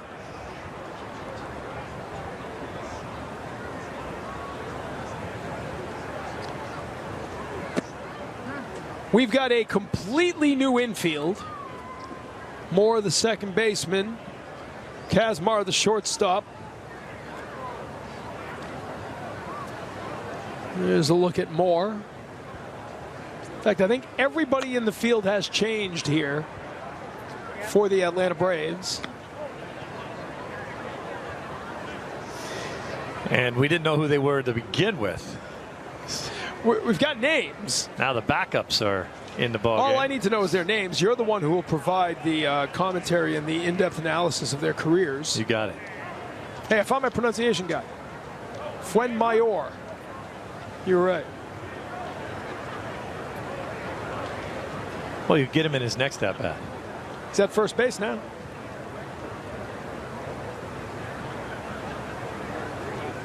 As the pitch from Boyer fouled off as Bradley is back in here. Who do we have catching now? Begins with an M. Morales. I'm going with Jonathan Morales. It's my powers of deductive reasoning. He's the only catcher on the roster that begins with an M.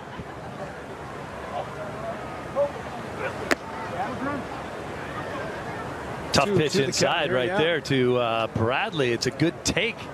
Gives him a chance to continue to hack up there. Bradley hasn't had a hit today, but he's reached base twice. Reached on a shortstop error in the second inning and then walked in the fourth, stole a base as well.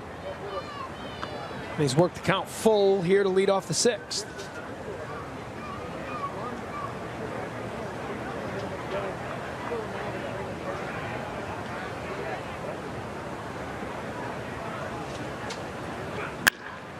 Ground ball to the second baseman Moore, over to Fuenmayor, who's able to reach out and make the play. One up, one down here in the sixth.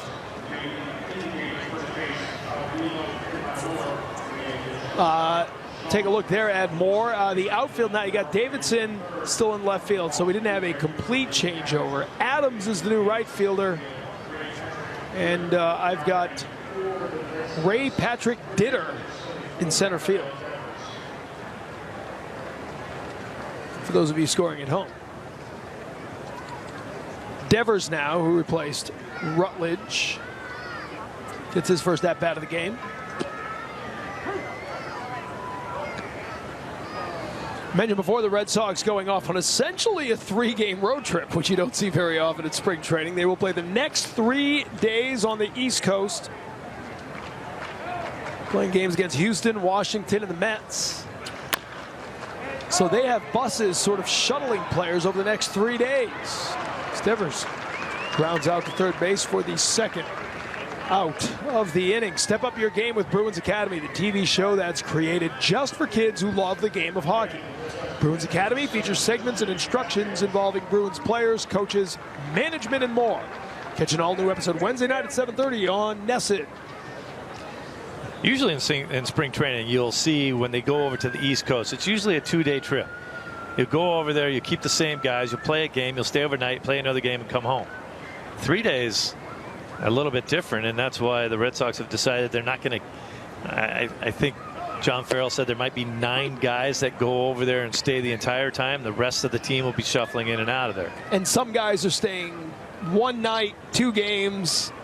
There are 3 bus schedules posted in the clubhouse. And you've got to find, you might be on day 1 bus, you might be on day 3 bus. Just because you're on day 1 doesn't mean you're out at day 3. Don't get yourself on the wrong bus. Yeah. I believe he said Hanley Ramirez and Pablo Sandoval are staying over to play the first 2 games. Gary DiSarcina, Red Sox bench coach and scheduler extraordinaire. Anytime you're in charge, you're the bench coach and you're in charge of a bus schedule, that's not the most fun part of your job. Well, there's been movement here in spring training, right? Houston and Washington, now where are they? Kissimmee? Is that over on the East Coast? I think that's where they are. Am I wrong on that? I've been to Kissimmee. Can't remember exactly where it is. I thought it was more Central State.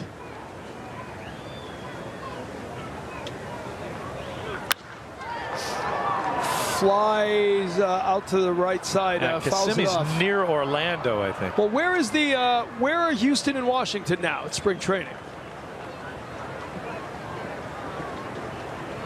Because they moved together, right? They're sharing a complex now. Is that correct? Oh, West Palm. That's where they are. Yeah. Houston's in West Palm, where we're going tomorrow. They were in Kissimmee. Is that what it was? We're going to go watch Chris Sale pitch tomorrow. You coming with us? Well, you knew where you were going. Why didn't you just tell me that's where it was? Because you weren't talking about the Astros. That was. Tomorrow's the Astros. Oh, that's right. Astros and Nats, you were saying. Yeah, okay. Yes. Yep. West Palm Beach. So they're in West Palm Beach. Where the Braves used to be. Right. They share the complex?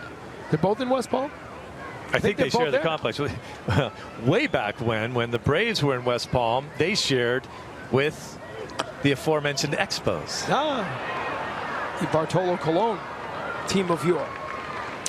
We will come back with continuing coverage of our poor Florida geography. David Ortiz is in the house, by the way. At least his Lego likeness here at Fort Myers, where the Red Sox lead 3-1. Nesson Sports.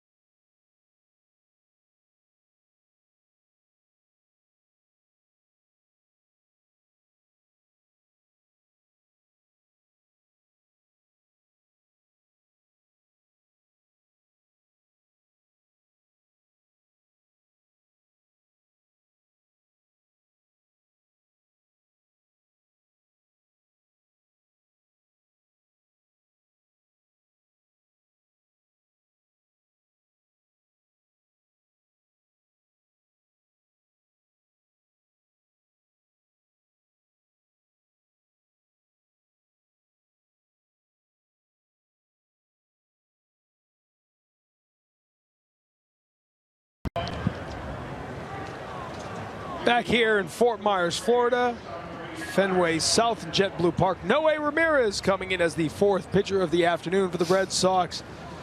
1.85 earned run average last year with Pawtucket. A terrific season with the Paw Sox, now trying to work his way into the bullpen mix with the big club in Boston. It's kind of a tough existence for Ramirez, who had excellent numbers at AAA and then didn't translate that well to the major league level. You could see the stuff he has. They love his arm, but up and down and living out of a suitcase and never knowing, pitching a little more consistently down in Pawtucket, not getting the ball in your hands as often as you'd like to have it at the major league level, sometimes being the guy that had to just wear it if you didn't have your best stuff that day.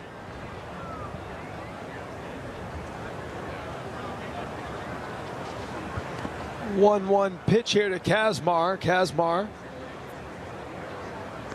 entering the game last inning defensively, now batting to lead off the inning here. So to finish the conversation, once we figured out you'll get Dan Butler behind the plate, now that we have ascertained that you know where you're going tomorrow, which is West Palm, you've got Houston moving, and because of the moves, and that's what it was, Houston moved away from Kissimmee, which means that the Atlanta Braves up in Orlando have nobody within an hour.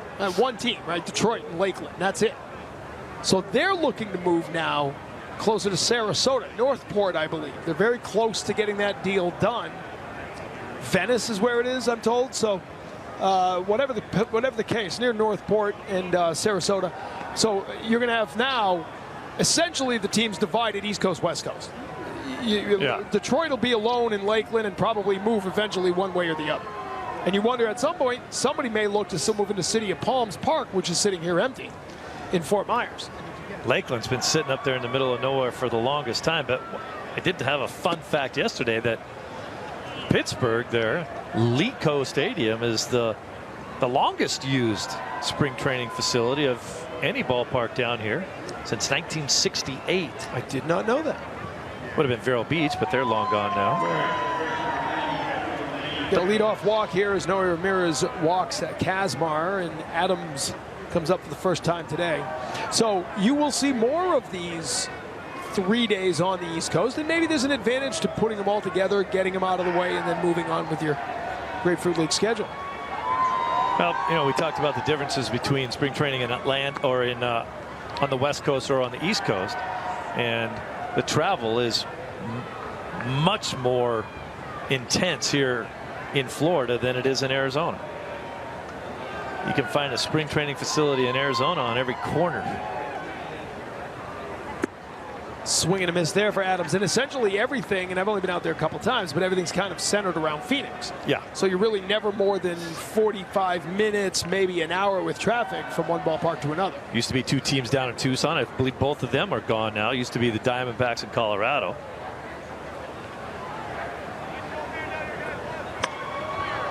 This one, a high foul ball. Travis coming in, gives way to Dan Butler, who will make the catch.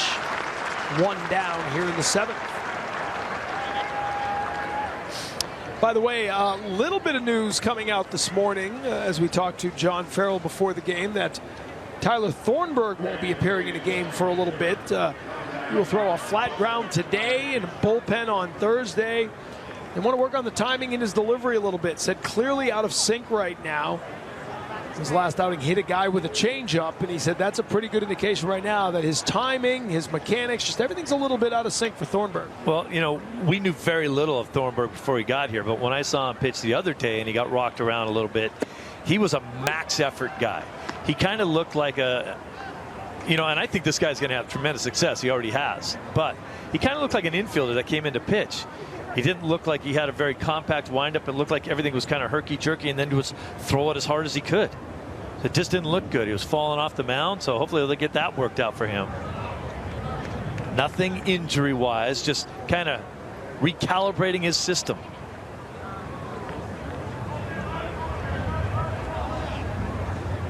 Now, when you talk about back to the spring training conversation here, are the Braves a team that cannot stay in the same stadium no matter where they are? They don't stay in the same place in spring training. They don't stay in the same stadium in Atlanta for very long. I mean, goodness. 20 years of the TED, and that was that. This one, a high foul ball. Travis over there can't make the catch, and maybe a little victim of the wind there that's been swirling around JetBlue Park today. A little trouble with the wind and the sun. It was never sure of it. Watch how unsure he's dancing around out there, never really getting under the ball. The wind's blowing. He didn't know where it was. Now you're just hoping that it falls in your glove. And it didn't.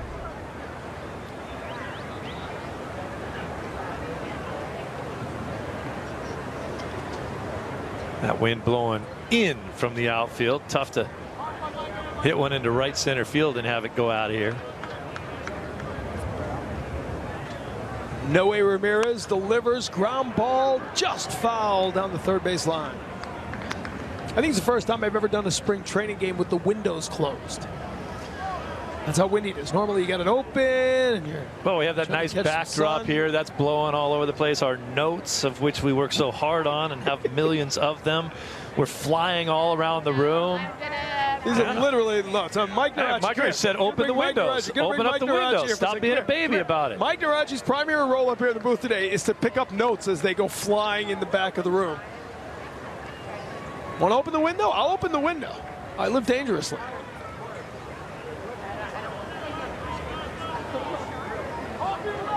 Ramirez has this one fouled off. Let's go. Let's open a window.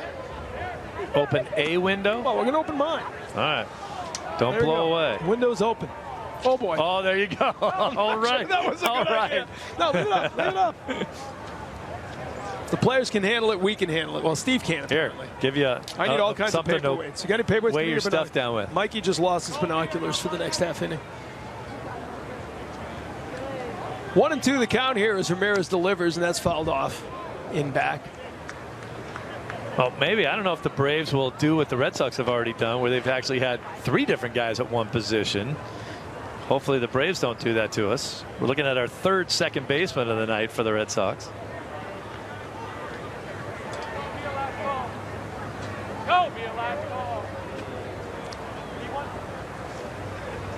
Two-way Lin is the second baseman, who replaced Hernandez, who replaced Speedy. Pedroia. Hernandez over at shortstop right now.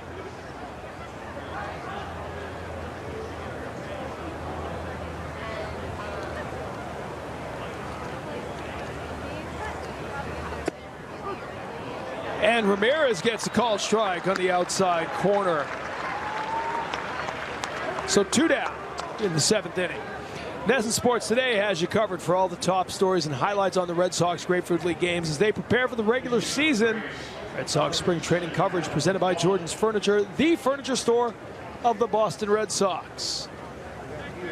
And Adam Walker will pinch hit here with 2 down and 1 on in the 7th inning.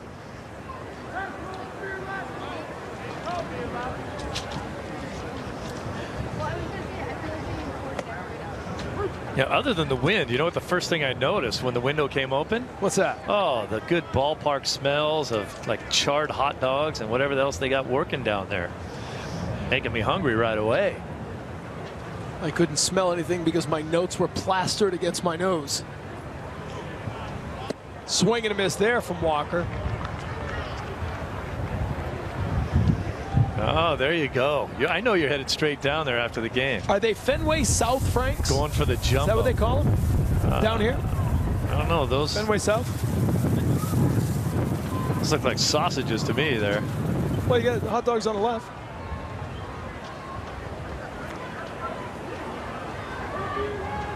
Adam Walker played his college baseball at Jacksonville University, hit .359 and was drafted by the Minnesota Twins in the 3rd round.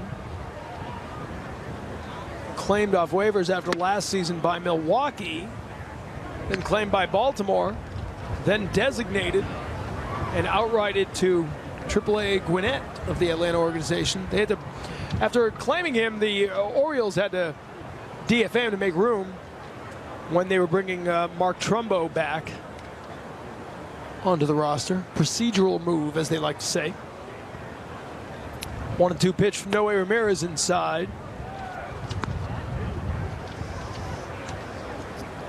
Noe's looking away to finish this inning off here. Got to the point where he started throwing more pitches. It could have been a much cleaner inning than it's ended up, but got a chance to finish it off right here. 2-2 pitch from Ramirez. Just foul out ahead of it. So we go on. I feel like when my dog sticks her head out the back window of the car and you're driving on the highway. And your tongue is out just the same. I'm going to leave my tongue out for the remainder of this half inning, just to get the full experience. That little wind, the wind's a little chilly. A little chilly. Do you know what? I know it's 8. Nobody wants to hear at home right now is back you home, complain about the wind. It's a little and the chilly. chilliness. Chilliness, is that a word? Chilliness, yes. Strike 3, broke it inside and got the call.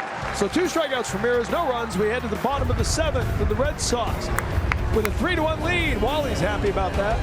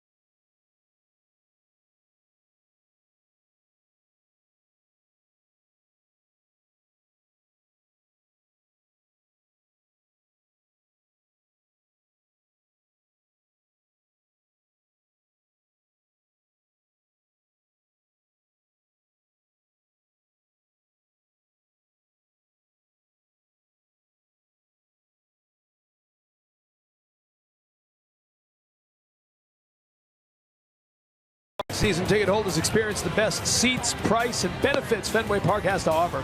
For information on becoming a season ticket holder, please visit redsox.com/season tickets or call 877 Red Sox 9 today. New pitcher for the Atlanta Braves, Patrick Weigel, ranked by Baseball America as the 9th best prospect in the organization.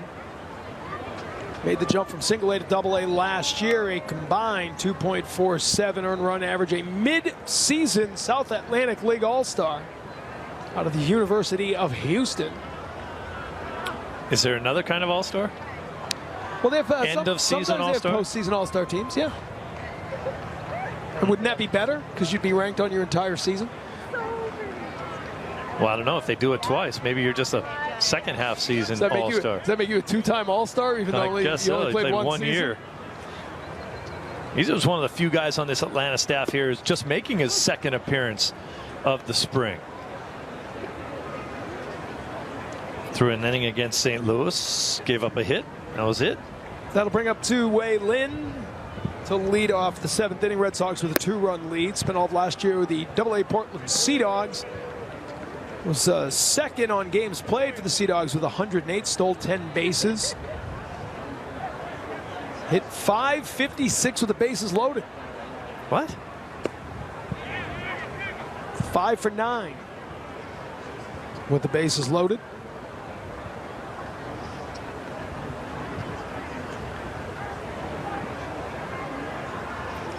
Back in 2012, after his first year with the Gulf Coast League Sox here in Fort Myers, Baseball America rated him the fastest base runner in the Red Sox organization. In what year? 2012. The Red Sox system.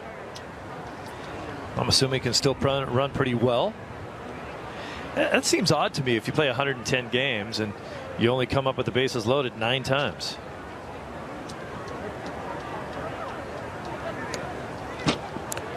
Baseball's a crazy game, Steve. You got to assume he's probably a leadoff guy too, so at least 25% of his at-bats there's nobody on. Right. Leads off the game. That's a good question, and I would have absolutely no idea. Would you? What is the league average for number of times you get up with the bases loaded in the season? Why don't you make a new stat for that? They have one. It's called batting average with bases loaded. It's kind of an old stat, as he draws a walk. So we'll see the speed on the base paths here with nobody out in the 7th inning. Oh, I think you got to show off your speed right here. Big, tall, lanky pitcher on the mound, slow to the dish. Take off. Left-handed hitter up there.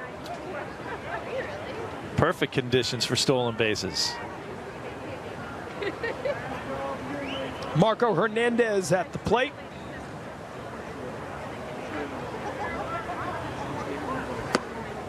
Big lead for Lin, but he does not go. And Hernandez takes ball 1.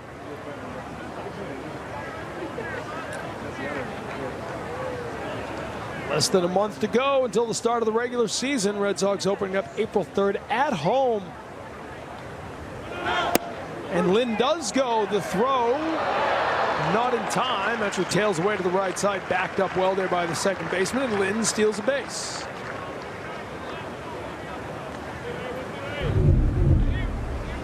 Oh, good job. You're talking late in the game. Pretty good jump.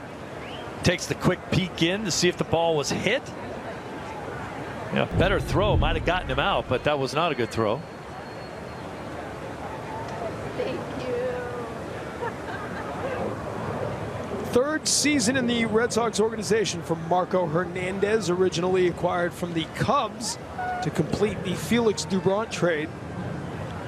Back in 2014, Chopper and Walsh dives. He makes a stop, but he can't make the throw, so Hernandez will reach safely. Lin had to retreat, but 2 on, nobody out for the Red Sox here in the 7th. Walsh had that ball in his glove when he made the dive, but then when he hit the ground, it popped out. So he does the smart thing here. You can't get up and think you're going to throw anyone out. So just stick that one in your back pocket. Don't make a bad throw trying to compound the problems for yourself. You were hoping that that ball would stick in your glove, but once it doesn't, just eat it. There goes an infield single for Hernandez. That'll bring up Junior Lake with 2 on, nobody out.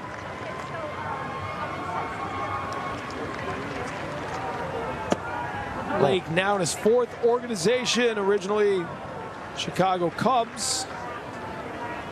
Into Baltimore, Toronto, spent some time with each major league club. Kind of a fall from grace. The Cubs were hyping him as a big time prospect when he came up with them. Bounced around since. While we were talking to Mikey about his scoreboard exploits, that ball hit off the left field wall there. Junior Lake went up there and basically pinned it against the wall. Hit the wall first, then he jumped up and almost snagged it. Tried to get the ball back into second base quickly, but it ended up as an easy double. But it was kind of an interesting play the way he played it out there.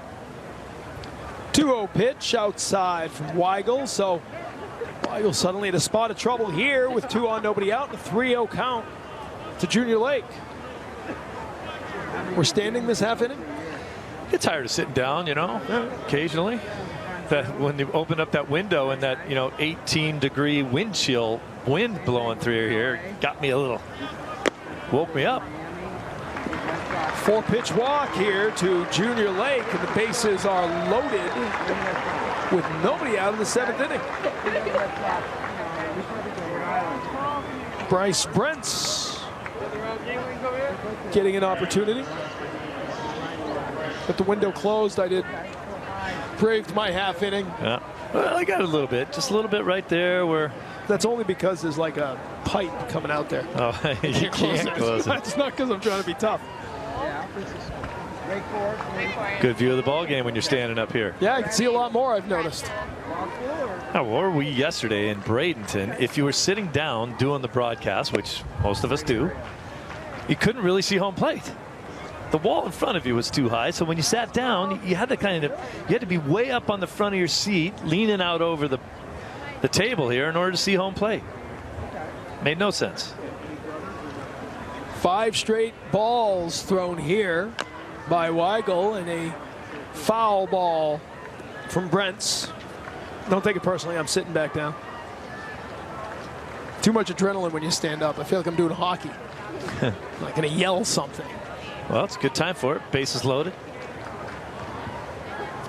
Brent's getting an opportunity with the bases loaded. Lynn only got 9 of those opportunities in all of last year with the Portland Sea Dogs. I want to see how excited you get on a gapper right here by Brentz. Let's see what he does. The pitch, Brent's ground ball gets through on the left side. 1 run in. They'll hold up the runner, and the Red Sox take a 4-1 lead. I like it. That's a play as a hitter. You're just begging for it to get through. You think that third baseman probably should make this play. The Walls probably figures he should have made the play, but that is a tough second hop. There's so much top spin on that ball that it jumps at you. As soon as it hits the ground, it wants to run into left field, and it makes you look bad if you don't make the play, but it's an extremely difficult play for any third baseman on that second hop going to his left. Alan Craig pinch hitting here as the Red Sox look to break this wide open. 1 run in so far, a 4-1 lead. 2 for 12 in spring training. He's been hit by what, 3 pitches? Yeah. And he first pitch swings and gets this one into right field. It drops into the base hit. 1 run in. A second run coming around, and the throw is not in time. So a 2-run base hit for Alan Craig, and the Red Sox take a 6-1 lead. Alan Craig starting to look a little bit more like the guy that used to be able to drive in runs like they were going out of style when he played for the St. Louis Cardinals. And he's going to the opposite field much more. Talked to Chili Davis about his swing. He said there's much more explosiveness to the swing. Starting to come back to be the player he was a few seasons ago as Junior Lake comes in there to score the second run. And a meeting on the mound without much success here for Weigel so far. 5 batters, all have reached safely. 2 walks, 3 hits. Now the umpire coming out to break it up. Red Sox giveaways return to Fenway Park in 2017, including Rick Porcello and Mookie Betts bobblehead nights on April 5th and 14th. For tickets and more information on the entire 2017 giveaway lineup, visit redsox.com/promos. It's a good bobblehead night. I mean, you got a Cy Young Award winner and a guy who should have won the MVP. Finished second. behind Mike Trout. So Alan Craig delivering here with a 2-run single. As you said, he could rack up those RBI with the St. Louis Cardinals for 2 straight years with the Cardinals. No major leaguer had a better batting average with runners in scoring position. And he wasted no time going after the first pitch after a walk and some trouble. Probably figured this guy's going to try to groove a strike. Yeah, that's a good way to think. Sam Travis now. Sam Travis continues to make a great impression on the Red Sox brass, especially in spring training where he goes nuts. A chance to drive in a run or 2 here. And he gets after this one, drives it to the wall, it'll hit off the green monster. A run will score. Craig to third, and it's an RBI double for Sam Travis. Well, the ball was hit too hard to drive in that second run. Again, he just crushes the ball off the left field wall. This is poorly played in the outfield by Atlanta. This throw should have come back into second base, and you might have had a chance to get Travis at second. Instead, they try to throw this ball into third base. You're not getting anybody there. You can see the ball's cut off. They go back into second. Still semi-close play, but you got to keep Sam Travis off of second base in that situation. And that'll do it. A rough outing for Weigel. He faces 6 batters. They all reach safely for score, and the Sox lead 7-1. Chevy is the most awarded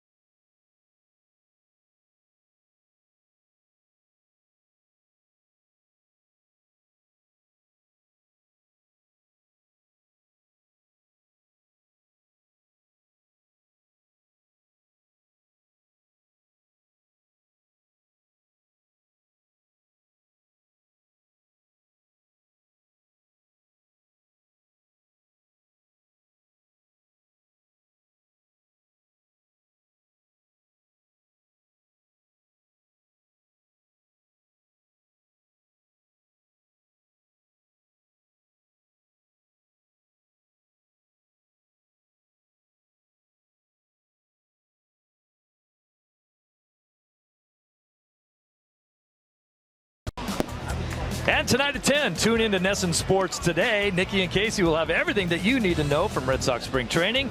Plus, they'll check in with the Bruins as they prepare for a big divisional game in Ottawa. That's tomorrow night. NESN Sports Today, presented by People's United Bank. See what know-how can do. Another new pitcher here for the Braves as Lucas Sims now takes over with some trouble brewing. Guys on second and third, and 4 runs in already in the inning. Rusney Castillo, his first at bat.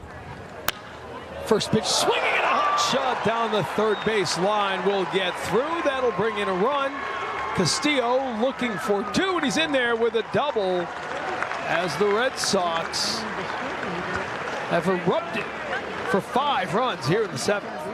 Is it possible that Walsh has never played third base or something? He has had a rough time. This is a hot smash, but it was hit right at him. You got to catch that, don't you? It almost hit him right in the stomach. Down the line, everybody's running. Castillo put some good wit on that one. That is the 5th hit of the inning for the Red Sox. A couple of walks in there as well. Still nobody out, as Rafael Devers will come to the plate. His second at bat grounded out to third. Swings at that one. Sims gets ahead. 8-1 now, the Red Sox. 1 run away from duplicating their score against Atlanta on Friday up in Orlando. Well, we're clearly not seeing the everyday Atlanta lineup, but there's still a ball club that are going to have some troubles this year. Going to be a very old ball club. They've signed a bunch of veteran players, not only on their pitching staff, but also their everyday lineup to try to just get some new rear ends in seats for the new ballpark that's going to open up. 93 losses last season, last in the National League East. But under manager Brian Snitker, who was the interim manager last year, they went 20-10 in their final 30 games. Named him the permanent manager in the offseason. A swing and a miss there, and Devers strikes out, first out of the inning. As the 9th hitter of the inning now, Dan Butler comes to the plate. But as we said, they have essentially traded away everybody but Freddie Freeman off the roster, or close to it. 21 over the players last couple of years. Yeah, that played for him last year are not back on the team this year. That's just a ridiculous amount. Julio Teheran will be the opening day starter. He'll be the top guy in the rotation. Colon, Dickey, Garcia, all newcomers. Fultonevich, who you saw today, as the inside track on the number 5 spot on the roster. You know, when I saw that number for the Braves, I kind of flipping through some of the other media guides to see, like I mentioned, that 21 guys not coming back. The Red Sox have 10 guys that were on the 16 roster that aren't coming back, and guys come and go. There's no question. And then conversely, you look at the Mets. There's a few new faces for the Red Sox when you look at Sale and Moreland and Thornburg. The New York Mets added nobody to their 2017 roster. Not one person. It's hard to do, isn't it? I mean, how can you be a big market team like Not a single free agent signing? Nobody. Not a trade? Nothing. Because they feel pretty good about themselves. Those must be great off-season organizational meetings. Hey, guys, great job. Stand pat. Everybody's good. Yeah. Let's do it again. Or what if you're a fan of the New York Mets and you're saying, aren't we a big market team and we did absolutely nothing over the winter to try to get better? I mean, you look at the Red Sox organization, and if you're a Red Sox fan, which we hope you are, you're listening, you can never say that this organization doesn't try to get better each and every season, in the offseason, during the year. Whatever they can do to try to get to be a better ball club, they will do it. Look at the Price signing from a year ago. You look at the Sale trade this year.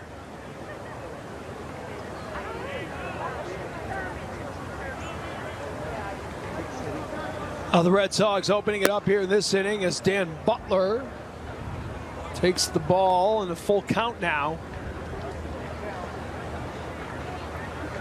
Here in a 5-run 7th inning. RBI single for Brent, a 2-run single for Craig, an RBI double for Sam Travis.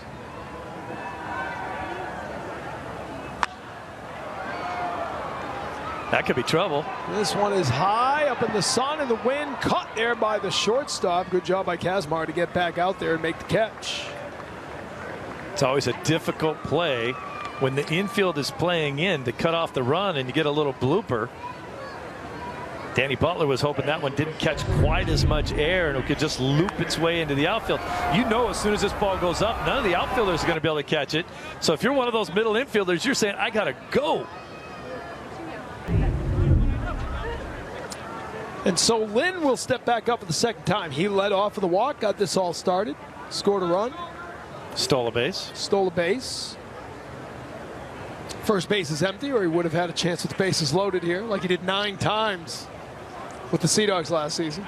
5 for 9 during those opportunities. Tremendous number. See how he does with men on second and third. You can smell some RBIs out there. Looking to add to that 8-run outburst on the day.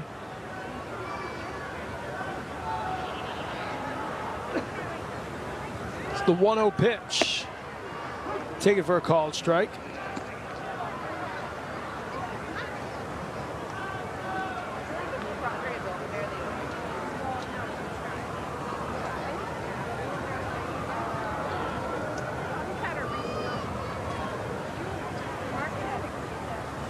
A 1-1 pitch. Out of the reach of the first baseman and a fair ball. So Lynn drives one down the right field line. 2 runs come in. He'll slide in safely.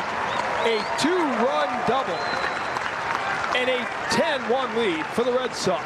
Two-way Lynn delivers the third double of the inning for the Red Sox. Good pitch to hit right there. He worked himself into a nice count. Good compact swing from Lynn. And that's a great day when you have to sit over there on the bench. You're not even sure if you're going to get into the game. And you get your opportunity, go play some second base as the third second baseman into the ball game. Get a couple hits, steal a base, score a run, and drive in a few. Good Sunday night dinner for Lynn. And another at-bat for Hernandez here in the 7th inning. Had an infield single in the first inning. In the first at-bat of this inning, rather. That was his first at-bat of the game. Kyle Kendrick started the game for the Red Sox today and went 4 hitless innings, walked 1, struck out 1. An impressive start for Kendrick. Making the start because today would have been David Price's start. Price, as you know, shut down for 7 to 10 days, but that's good news because the concern as they travel to see Dr. James Andrews is that there may be surgery or an injection needed on that elbow. A plasma shot? Plasma rich platelet injection. PRP. That's what we like to call it. Plasma rich. It's a 46 pitch outing for Kendrick today, his 3rd start of spring training. Swing and a miss there. 1-2 the count to Hernandez.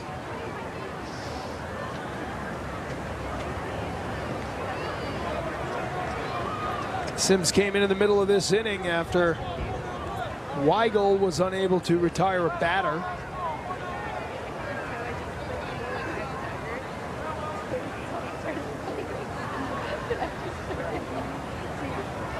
Another big crowd here at JetBlue Park on a Sunday afternoon. Hope you're enjoying it wherever you are.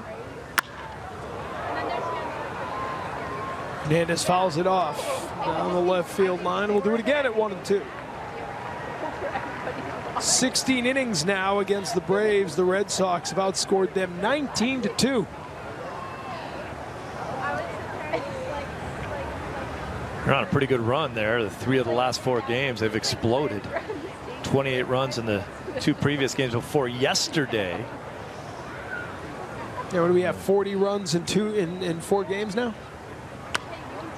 So Hernandez fouls that one back up here.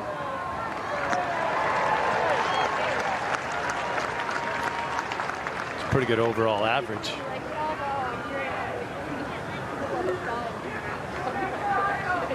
Red Sox wearing their home whites today. They will do it only 3 more times here at spring training.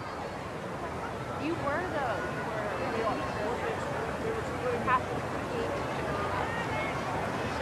We'll wear them next Friday night, this coming Friday night, the game we bring to you here at 6 o'clock in the evening. Base hit down the right field line. Coming around to score is Lynn. And the Red Sox lead 11-1.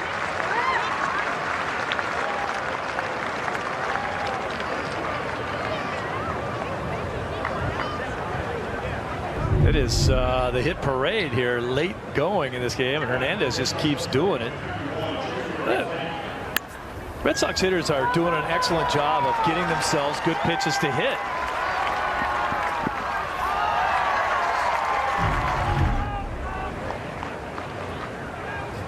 You can see it on the replay there for a moment. I'm gonna laugh because I don't know what it is, but there seems to be a large degree of black smoke coming off in the horizon over in right field. Well, there was a very serious brush fire yesterday in that same general area. A lot of homes were threatened. Saw news footage of residents standing on their own roofs with their garden hoses wetting everything down because the flames were getting so close. But that looks like a pretty serious fire to me. I'm sure the wind not helping anything that gets going. 0-1 the count. Not able to hold up, so Junior Lake, who walked earlier this inning and scored one of the 7 Red Sox runs, 8 Red Sox runs now. Keep the train moving. Fight at the back rack. Everybody wants to grab a bat and get out there. Swing and a miss. The Braves finally get out of it, but the Red Sox score 8 times. And they now take an 11-1 lead into the 8th inning.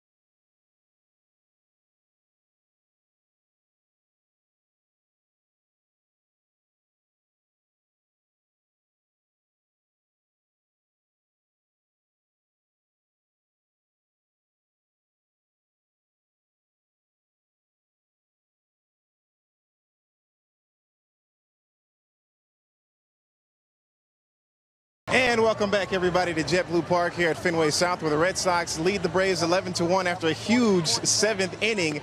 And, you know, one thing that came out of John Farrell's media availability earlier today before the game in the dugout, he talked for about 30 minutes, and a large portion of that towards the end was about instant replay and the fact that he has about 30 seconds to decide during the regular season if he needs to challenge a call or not. He said that if he had more time, it would be better because he's looking at the live play, then he gets the replay, then he gets a slow motion. But if the process was more streamlined, he says that it would be better for him to make a decision. Well, that's going to be uncharted territory here as you go into this season. Got a new pitcher for the Red Sox, Brandon Workman, on the mound. But the review process has got to be, you know, hectic enough for the manager and the coaching staff. Now you have 30 seconds to make the call. But it's, even to the point, as you were there, I was asking him, well, who's telling you how much time? Who's giving you a 10-second? 5, 4. Well, if you don't get the review challenge in, you don't get to ask, because we get a leadoff single here to begin the 8th inning. Brandon Workman coming in for the Red Sox, and Moore gets a base hit. And even more so for that, when does that 30-second clock start? Right. When you say you may be asking for a review, or is it right after the play? So why don't I delay, like, say, let's say I delay like 5 or 6 seconds before I decide whether I'm going to challenge it or not. Then I get the 30 seconds.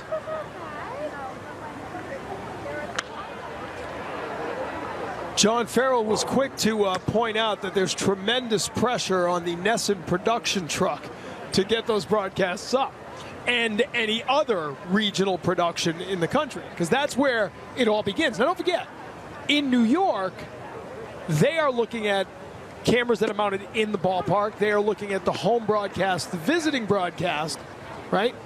But for the manager, their first instinct, and again, they're not relying on Nesson replays because they have multiple looks themselves, but the initial replay that anybody is going to see at home is what they're watching on TV. The ground ball here, nice play there by Devers. Not in time for the double play, but they get the out at second for the first out of the inning. But his point being, anybody at home is getting a great look at a Nesson replay, let's say, right? And they can immediately say, oh, you got to review that. Well, you're not getting that look in the dugout, right? They've got a replay guy who's telling him on the phone, I just got a good look. It looks like you might want to do. Now I'm trying to get the better look at the slow-mo. Now you're down to 15 seconds. Well, he was saying it was important, the order of a replay that you get. He said slow-mo replay, if I could get that first, it obviously shows me a better view of what we think might have happened. And then we should point out for the entire process, in New York now, at the Major League Baseball Command Center, they only have 2 minutes to make a call. If they can't decide in 2 minutes, it is inconclusive and the play stands, which I think is a good rule. I'm all in favor of putting a limit on how long you're going to look at. It's a good rule on top of a bad system. Well, you and I disagree on that. There were way too many replays last year. I totally agree. But they didn't even get right after the replay was over. But you're anti the entire concept of replay. Indeed. And I think there are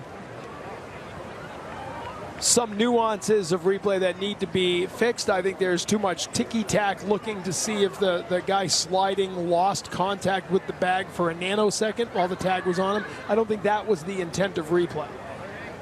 But if there is a play that is clearly called incorrectly on the field, you have the technology and the ability to correct that call.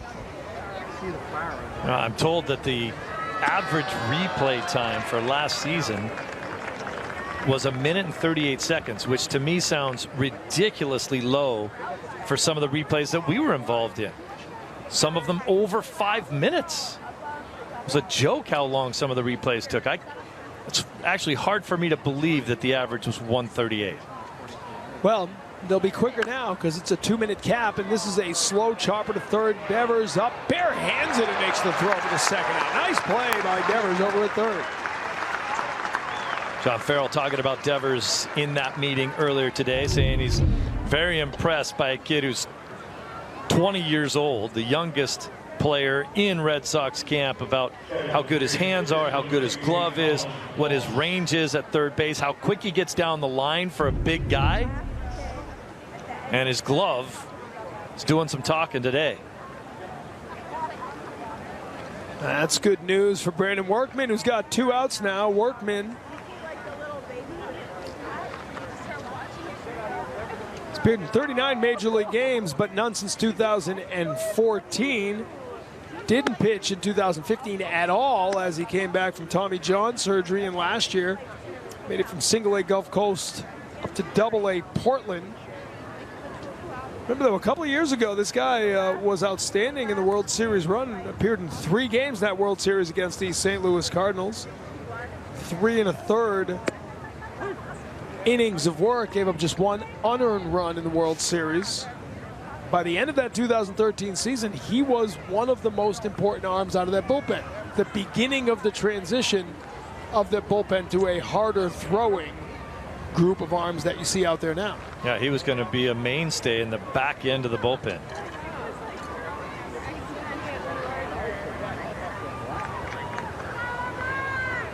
Putting the gun on him right now. See how hard he's throwing. Just misses there. His 11th pitch. That happened to be a changeup. Would you like to be the gun guy? Sure. The great seats. This one's skied up into short right center field. All the way in from center field is Castillo to make the catch. So Workman retires the side here in the 8th. The Red Sox take that 11-1 lead coming up back. Hey,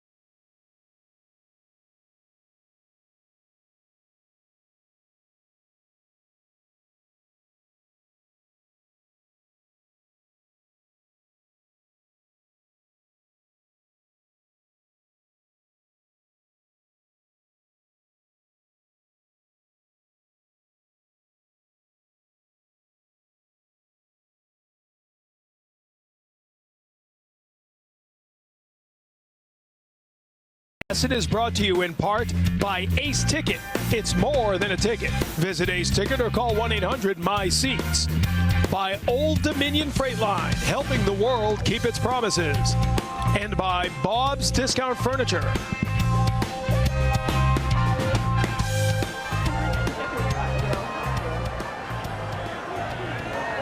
Hey, we welcome you back as the Red Sox have that 10-run lead here in the 8th inning. Is that the Pelican again?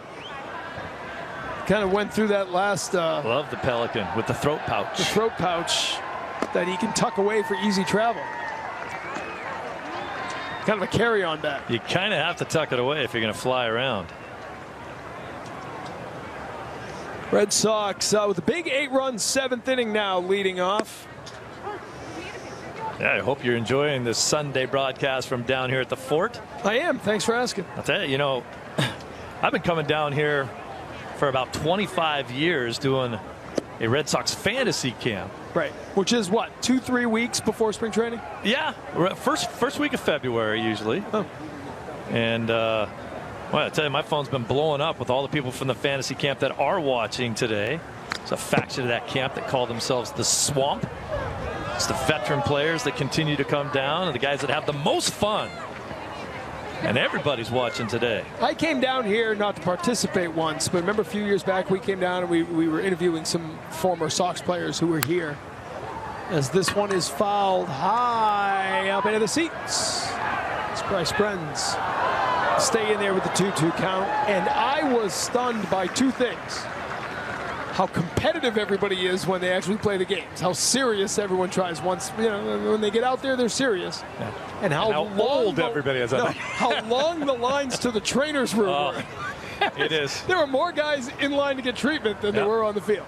After the second day, every member of the camp is injured. High fly ball to center field here for Brents.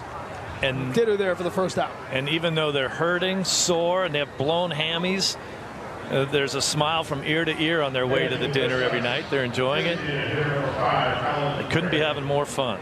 Fantasy camp is so much fun for those guys. And me too. It's one of the most fun weeks I have.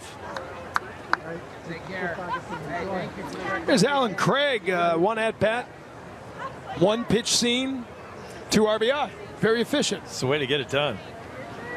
Not wasting any time, especially now in an 11-1 game. If you like it, hit it. Takes a strike there. Didn't like it. Just on the inside corner. Sims out for his second inning of work. Alan Craig. Yeah, so they usually come out. His second at bat of the game. Crowd of 9,744 on hand here. Another sellout at JetBlue Park. Every day. Few people took off early with the 11-1 score today.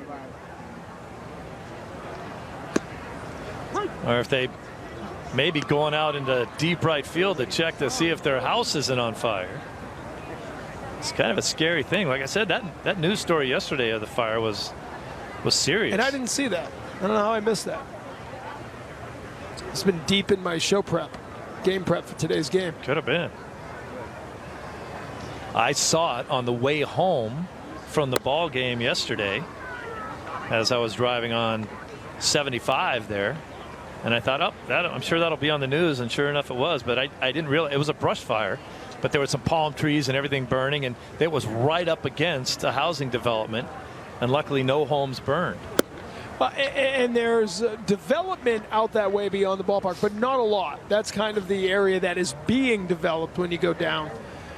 If you're coming in on Daniels, you go by JetBlue Park, and there's a couple of office developments beyond the school down in right field, but not a whole lot beyond that. As Craig fouls it off.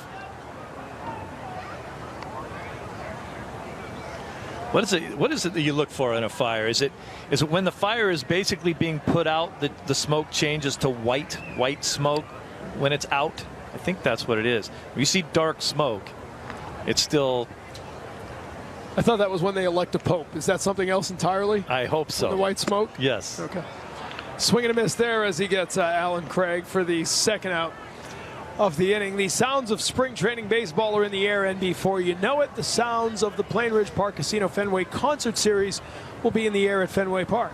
Limited tickets remain for James Taylor with Bonnie Raitt on August 11th. Get your tickets at redsox.com/James Taylor. Sweet baby James coming back to Fenway in August. He comes almost every year, doesn't he? He does now, yeah. Last couple of years. He and Billy Joel. Billy Joel comes every year.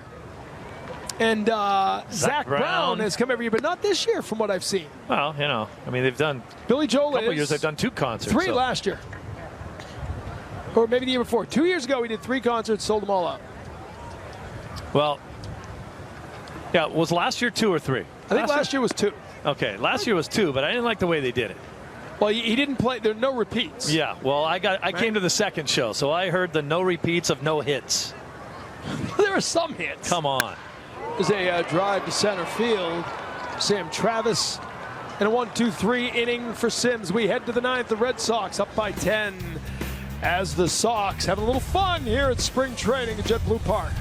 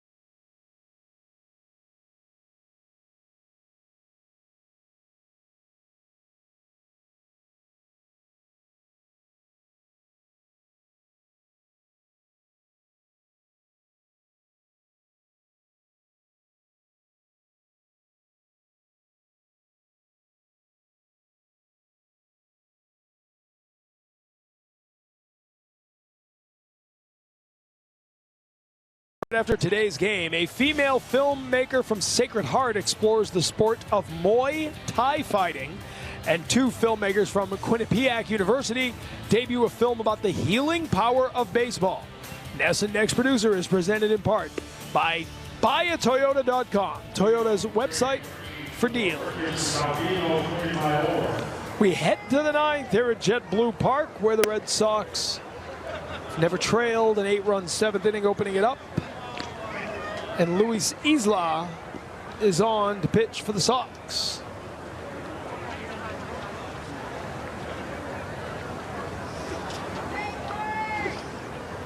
Isla, the lefty, 6 feet tall, 240 pounds, out of Venezuela.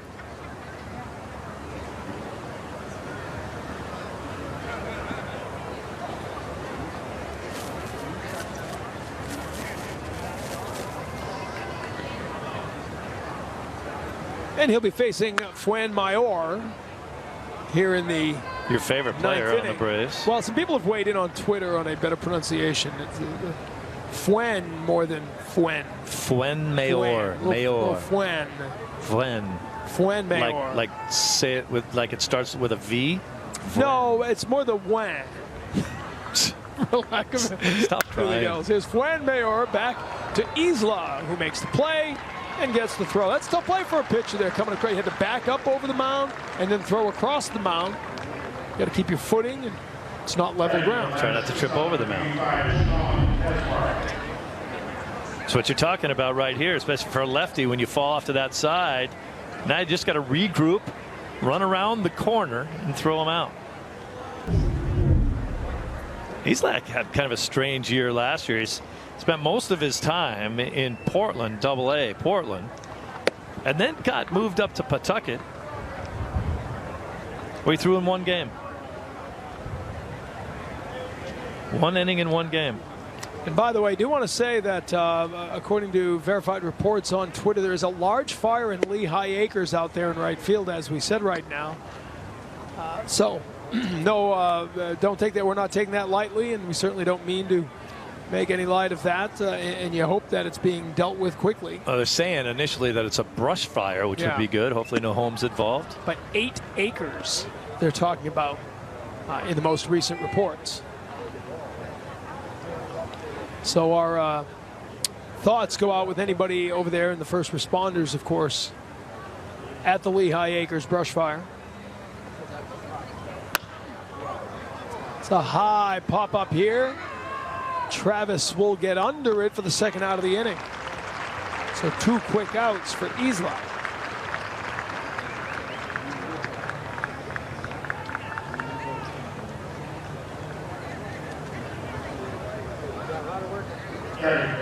So the Red Sox with their 10-run lead here as Adams try to keep the inning going, and Isla will try to close this one out. Put a cap on it. Swing and a miss there from Adams. 12 hits for the Red Sox today. An impressive offensive afternoon, especially for the guys who came in later in the game. And as you said, it can be the toughest thing sometimes. You've sat around for a while waiting for this one to go. That's funny, you know, I run into a pretty good mix of fans that say, like yesterday, we were over at the Mets and took a lot of the younger kids, and I spoke to a woman who said, oh my God, I'm so happy. We get to see some of the younger prospects play today. That'll be great. And you hear some people complaining about the length of spring training because of the WBC, and you're not seeing the regular starting pitcher, or you schedule a vacation early in the spring and you complain because nobody's playing. But I'll tell you what, I did that most of my career, sat on the bench until the 7th inning before I got my chance to play. You don't think I'm trying to do well when I get in there? These guys that come in at the 5th inning trying to make an impression, trying to make a team, they're out there busting it. Red Sox had an 8-run 7th inning. High fly ball here. Castillo getting under it, and he'll make the catch to end the game. The Red Sox with a 12-hit attack and 11-1 win, and a good day for both the offense, Steve, and for Kyle Kendrick, who pitched well. Yes, Kyle Kendrick did look really good after his first outing against the Yankees. Didn't go all that great for him, got banged around a little bit, but today, completely different story. Kept the ball on the ground, kept the ball in the ballpark, and you know, you're playing against a Braves team that didn't bring a lot of their star players with them, so you would expect maybe an 11-1 score today. And that's what you got. Final score 11-1. Steve and I have more from JetBlue Park right after this.